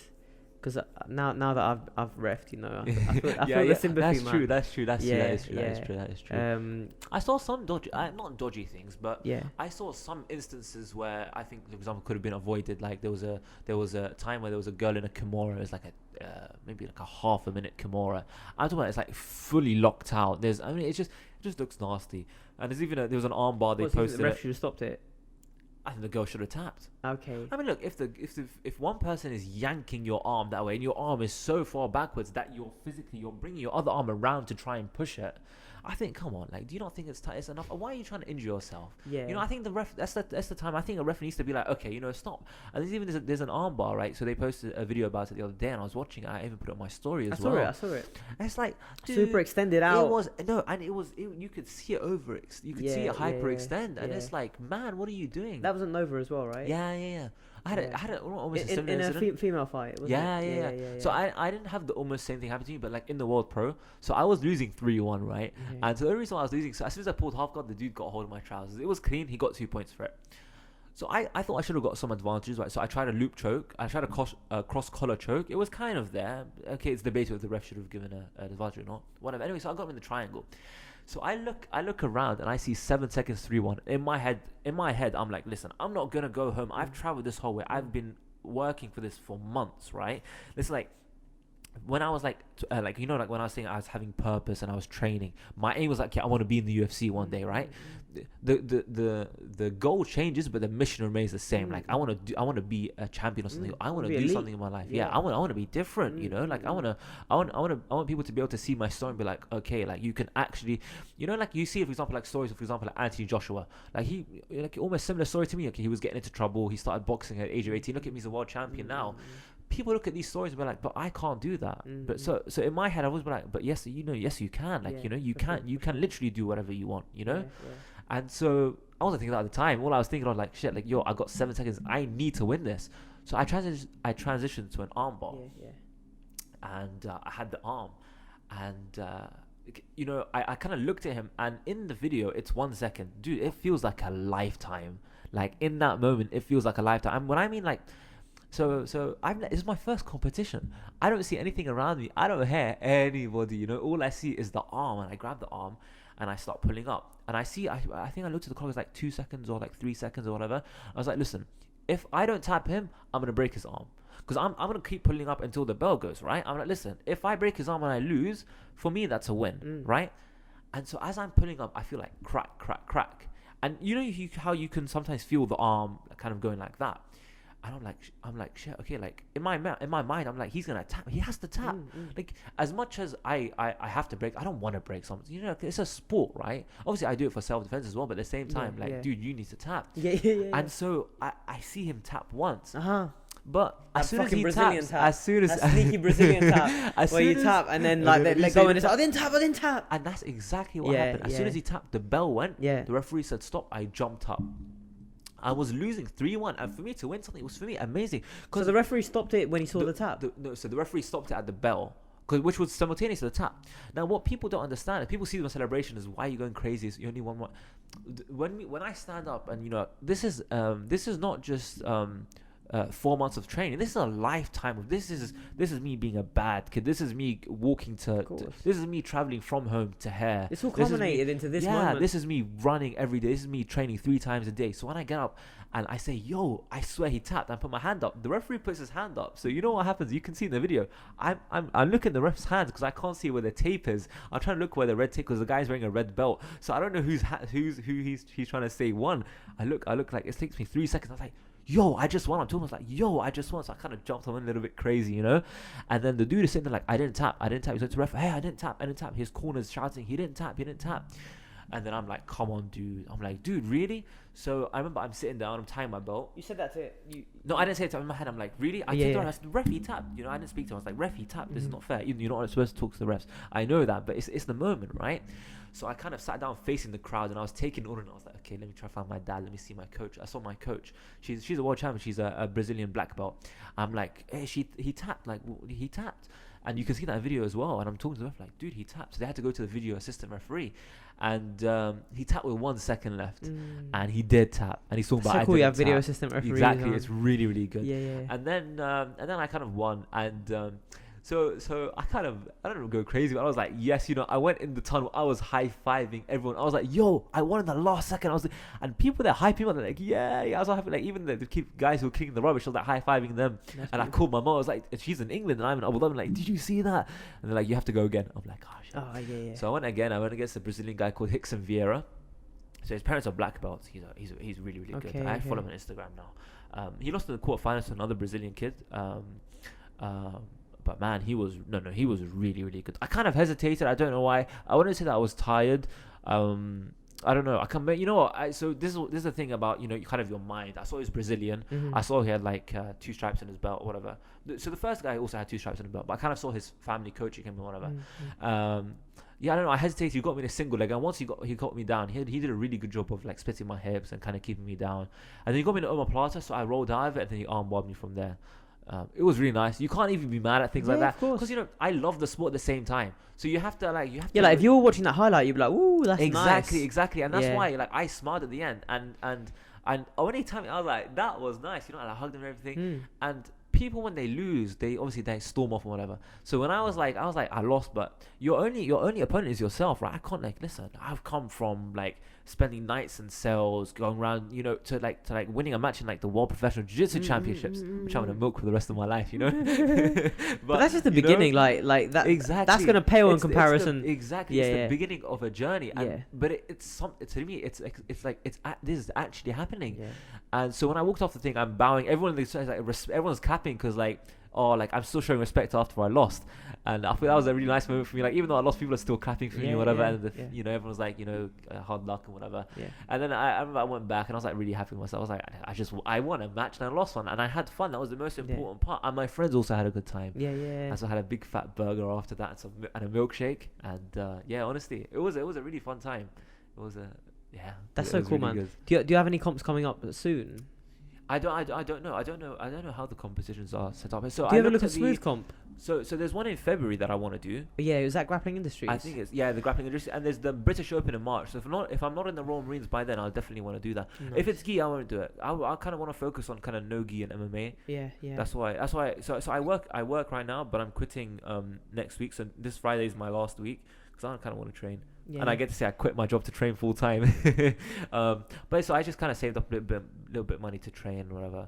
Get a few months of training because I'm gonna have to stop for 6 months, which is gonna hurt. So you're gonna stop working next week, and then you're gonna be here training after that every single day. Nice, I love it. I come like in the morning and stay until the evening. I love it. Because I don't want to go and come back. It's gonna be a bit expensive. So just come in the day, do every single class I can, and. I can't wait, man. We'll do loads of stuff, man. I can't wait. There's a really good guy who trains. He actually competed in the same category as you. Oh, really? And he lost his first match. I think he got guillotine, maybe. I think he got put to sleep. You know the diesel squeeze, where like it's like when someone's got a guillotine and they make it like a punch choke. Okay. Yeah. So I think he got put to sleep with one of those, but his name is Jacob. He's a very good kind of blue belt. I think you and him will have a very interesting like style matchup and good rounds together. So I think that it'll be a good partner for you, definitely, man. And we've got a few guys. It's quite interesting. We've got a few guys at that, like at your weight, because like what are you, like 70 to 70? Yeah, I walk around like 69, 70. Perfect. Yeah. So we have a lot of those guys, man. So yeah, we have good wrestling classes here as well. Like John Hathaway comes and teaches. Oh, nice. And he's great. His technique is great, and it's great, man. It's fun. I love this place, man. Yeah, I can't wait to train. Yeah. Love training. Too addicted now. Too addicted to stop. Like honestly, it's. I remember like even before so I'd get injured not quite a bit. My teammates take care of me, like, you know, they train, but it's kind of sometimes like one person spazzy or another, you know. so the week before the World Pro, I couldn't move my thumb. Mm-hmm. 2 weeks before the World, I couldn't move my thumb. Mm-hmm. So I was taping it. And so I was literally training with my hand behind my back. We were doing positionals like guards and whatever. And I think that helped me a lot. It was a lot of fun. I really enjoyed it, which is why I talk about it a lot. Like, if it was just me getting triangled the whole time, I wouldn't speak about it. You would be like, no, I don't remember. But honestly, this is how I did that. Like even I injured my foot, and I was like limping to training. I'm like walking half an hour to training, like limping. So I'm too addicted to stop. You know, it's a lot of fun though. It's I don't know. It's the adrenaline rush. It's the, you know, I think as well the confidence. Like the confidence it gives you off the mats. Yes. Not the feeling of knowing, not really knowing how to defend yourself. I think that's a kind of a big part of it, you know. Yeah, knowing that if it came down to it, you could defend yourself or someone that you love. And exactly. Yeah. For me, it's not that I would say that's what you would consider as a man, but I think you as a man should be able to defend your family. I think that's a bare minimum, you know. If you can't do that, it's hard to call yourself a man. Exactly, that's my point. Yeah, it's like someone breaks into your house and starts attacking your family, and you're like, I'm gonna call the police. It's like, fuck you. Exactly. Yeah. I mean, let's say if you have your mum or your wife or your kids or someone next to you, and so this actually happened. So an incident like this happened actually. So in like 2017, so we were going to pray like Eid prayer, right? It's like a big gathering of people, so like it's like a sacred like kind of almost like Christmas. It's our Christmas, right? So my sister was kind of crossing the road, and she was like a little like 6 or 7 at the time, and there was a homeless man. So it was my mum, my grandma, my sister. A homeless man stopped in front of them, and I don't know what he said to them, but it must be something dodgy or whatever. And I don't know, he started walking towards them or whatever. And in that moment, you had my brother, and my dad. So I was the only one who went up to him. Now, obviously, I didn't know that much, but like I knew how to defend. Like I knew how to do boxing and stuff. And obviously, if it actually came down to it, obviously other people came and they realized that was happening. The kind of separated students, like, okay, like what's happening? What are you doing? Like, why are you being weird and whatever? But if it came down to it, and like if it came down, I didn't know anything. What's the use of us 3 men doing that? Like, what are we gonna do? Stop him, or we can't? Like, there's videos of like a handcuffed gentleman who ends up literally out wrestling 2 police officers that have handcuffed him, put him on the ground so he's like on his belly, really? And he's handcuffed, and he ends up getting up and wrestling them both to the ground because they're so fucking incompetent. And it's like, man, there has to be some kind of standard in like understanding grappling, just like understanding underhooks, understanding like pinning and fucking and even just like arm locks and stuff like that, just so you can pin someone. There has to be some of that in police training. So there's a lot of police officers. So I'm on TikTok, right? And there's a lot of police officers who do jiu-jitsu. Like there's that this fucking Chicago. What's it called? Chicago Dusk. He's the black thing. He's so funny, man. What's his name? He's funny, man. Honestly, I've wasted my life doing jiu-jitsu, man. I need to do his system. We should start teaching it. You know, it's so funny because it's kind of like he kind of uses principles that are like some of them you can recognize right from jiu-jitsu. Like some of the things are like, for example, when he goes, there's one just like he does like a butterfly sweep, but his butterfly hooks are not engaged at all, and the guy goes over really willingly. You know what I mean? He has a very willing like uke. You know what I mean? So this reminds me. So I used to do like a bit of Japanese jiu-jitsu, like I told you, and I used to work with like they used to do like guns and stuff. So I went to my friend and I told him, listen, I go to a military school and they teach us how to defend against guns. And he had an air rifle, he had like a BB gun. He put it to my head. Dude, I shit myself. I was like, okay, but you're not actually gonna pull the trigger, are you? Yeah. That's the difference between a wooden gun and it's not even. It's my friend. Like, would he actually do that to me? No. But when it's to your head, it's like, yo, okay, you know what? But if I move, like. Dude, like at the end of the day, this is like something like my teacher always told me. Like, you can train like knife defense. If you see a knife run, is your life really valuable? Like valued at like what, £20 in your wallet or £30? Yeah. It's not, man. Like, what are you trying to prove? Like, just run. Like, you know. It's true. Have you ever heard the story where Henzo beats up these 2 guys that are trying to mug him? Nah. So like he comes out, I don't know where he was, like a restaurant maybe. Yeah. And he says that he's tweeting at the time, so he's like, oh, there's 2 guys following me. He's like, I'm gonna pretend I'm drunk. Let's see what they do. And they get closer and closer to him. And Henzo essentially because he senses that these guys want to mug him. Yeah. He lures them in. Yeah. And then apparently they come up to him and they start like patting him down and touching him. So he ends up like just clocking one of them and knocking him clean out. And the other guy runs away. And as he's running away, Henzo chases after him. I think he ends up getting on his back. Yeah. Choking him, putting him to sleep. And then apparently he was there just like every time the guy woke up, he would just put him to sleep again. And apparently he would just like whisper in his ear, this is what dying feels like. This guy, I saw him at the World Pro, you know. He made an appearance. Nice, man. This reminds me of a video. There was there's a jiu-jitsu black belt in America, and apparently he runs through this guy's house and he puts him like in a reverse triangle. and it's so tight. It is crazy to see. It's not even funny. He's in the guy's house. So like the guy's running out of the guy's house and he chases after him. Oh, and so like he's the video, a burglar. Yeah. The video, Okay. the video only starts when this guy is deep in the triangle. Okay. And that's why the triangle's locked in. Like he has his arm like this, and he goes, "Move, and I'll put you to sleep." And it's like badass, and it's like, and this guy has glass. It's honestly the guys who look the most harmless are the guys who kill you at the gym. This guy's got glasses, kind of got a little white shirt on. It's honestly, man. Even there was this girl in Brazil, a short girl. And she's choking out this kind of thief who's trying to rob her. She just had him a full rear naked choke until the police come. And she's like, okay, now I'll let go. It's honestly, it's very powerful, man. It's very powerful. But you know what? You know what's good about it? You don't see. So I saw a video actually. So I saw a video of jiu-jitsu being used for like bad, which I was like, come on, man. It's like a mugging. Yeah, like for evil. There was a mugging. So somebody. Did you see that? Yeah. So the guy put him in a rear naked choke, and he was like, give me your wallet. And the guy didn't do it. And he put him to sleep, took his wallet, and went. I was like, really? No, I've seen another one. So same kind of thing. The guy's on his phone. So it looks like he's a white guy, maybe he's American in Brazil. And then the Brazilian gentleman jumps on his back and chokes him. And then another guy comes and grabs the phone. I saw that. Yeah. Man, that's crazy, man. Yeah, man.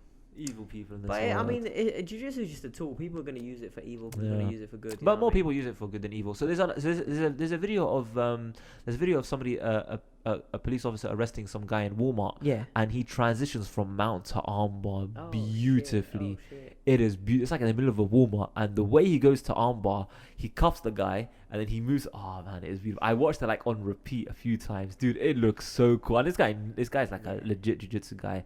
I think you know the Gracie Breakdown YouTube channel. I think they were breaking it down and stuff. Okay. Yeah. It was really nice to see. I'll send it to you. It's really nice to watch. Like, I mean, I was watching like a few times. I was like, shit, like, and people are screaming like, oh, UFC. And it's like okay, you know. It's so funny, like. First of all, it's funny how we mystify jiu-jitsu, and you have all these names for moves and stuff like that, but essentially what it is just pinning the body. It's just understanding certain like putting pins and wedges in place so that you can expose certain parts of the body, right? And that's really interesting, because then once you understand that, then I feel like, because it's good to know like techniques step for step, but it's also good to understand concepts, because through understanding concepts you can build a much larger map. Because suddenly you can link all these different things together. It's like when you wedge someone, and then like you put your arm like outstretched behind them there, and their backs across there, and they can't turn their back to the mat, so that you have back exposure just by doing that, just by putting a little wedge there. It's like there's a pole. They're never going to be able to turn the pole. So it's kind of very, very interesting, and it is very interesting. It have you awake at night sometimes just thinking about it. 100%. It's like I think for me what interests me the most is that somebody kind of thought of this whole system. I kind of like, how do you go from let's say walking and running and like playing sports to, okay, this puts someone to sleep, or Do you know the history of how it got to Brazil and everything? So it was from judo, wasn't it? In like the 19. It was the samurai art of jiu-jitsu, and what happened was towards the kind of like 1800s, the jiu-jitsu was seen as something that thugs did. And I think it was a kind of like related to organized crime, and Yakuzas. The samurai were. I don't know if it was the Yakuzas then. Maybe that's kind of a more contemporary thing. But what happened was it was kind of like a dirty word. Jiu-jitsu was like a bad thing. So I think it was Jigoro Kano. He tried to standardize it a bit more, put some more rules in place, and then make it a little bit more sport friendly, so that people would take it up as a sport. And apparently there was an incident where he set up his gym and they were doing really well, and they had this kind of interclub tournament with a rival gym. And this is all written in Renzo Gracie's book. I think it's called Understanding Jiu-Jitsu or something like that. Oh, it's a book, nice. Yeah, it's a cool book. Is it good? Yeah, I'll bring it in here, because we have quite a few jiu-jitsu books and stuff here, nice. and you can borrow it if you like. It's quite nice, man. Because it gives you a nice little history. And there's like little diagrams of like how to do a single leg and like stuff like that. Oh, really? Yeah, nice, it's quite cool. These things you can learn a lot from them, 100%. But anyway, what happened was they got fucked up by this other gym. Oh, really? Yeah, so Jigoro Kano's, I think that was him. His gym got absolutely murdered by the other gym, so they had to go back to the drawing board and refine their whole style. And I think they ended up like putting a lot more submissions into it. And then what happened was, I think one of his students, it was like Maeda, was it? I can't remember. Yeah. He ended up traveling the world doing kind of like catch wrestling matches or MMA challenges and like traveling with a circus and saying like, if you can beat me, you'll win £100 or whatever. And he ended up teaching Carlos Gracie, and then his brother Helio learned it from him, and then that's kind of how it passed down. It's crazy. It's crazy to think about, honestly. You know. Yeah. But it's crazy to me how it's been accepted for the longest time, or at least when I first started jiu-jitsu, it was accepted that Brazilian jiu-jitsu or grappling was a strictly Brazilian thing, and I think that's kind of really? like, yeah, I mean like you see like the Gracies brought grappling to the world from the UFC, and that was a big service that they did to the world, right? But this is an ancient tradition, and it's kind of like international. It kind of like it's almost like there's an archetype of the grappler. Like grappling is inside human beings as much as like we always wrestle. We always do, and animals do as well. Even when I was a kid, so I think back sometimes. So obviously, brothers fight. I mean, you know. So I remember like sometimes he'd be sitting on top of me, and I can't do anything. So when I try to knee him. So I try to get my knee to his back and just start kind of hitting him like that. I think about it now, like, you know, like, dude, he used to mount me, like, dude, this is crazy, you know. I could have shrimped out, you know. My sister, once she put my hand behind my back, it was like a Kimura. She was pushing it up, and I was screaming. But man, so that's how. So when I was in I was in foster care. I used to live with this girl. Her name was Isabella. She was like 16 at the time. She was a lot older than me. She was a really troublesome kid. And one time, so you know, we had like a secluded school to ourselves and whatever. So the police got called for some reason. I think they got called for me or something. I was like kicking the car, or I was doing something really stupid. So they came, and she wanted to act hard and tough or whatever. So when they left, she took a glass and she threw it at them. It hit the door next to them as they were leaving.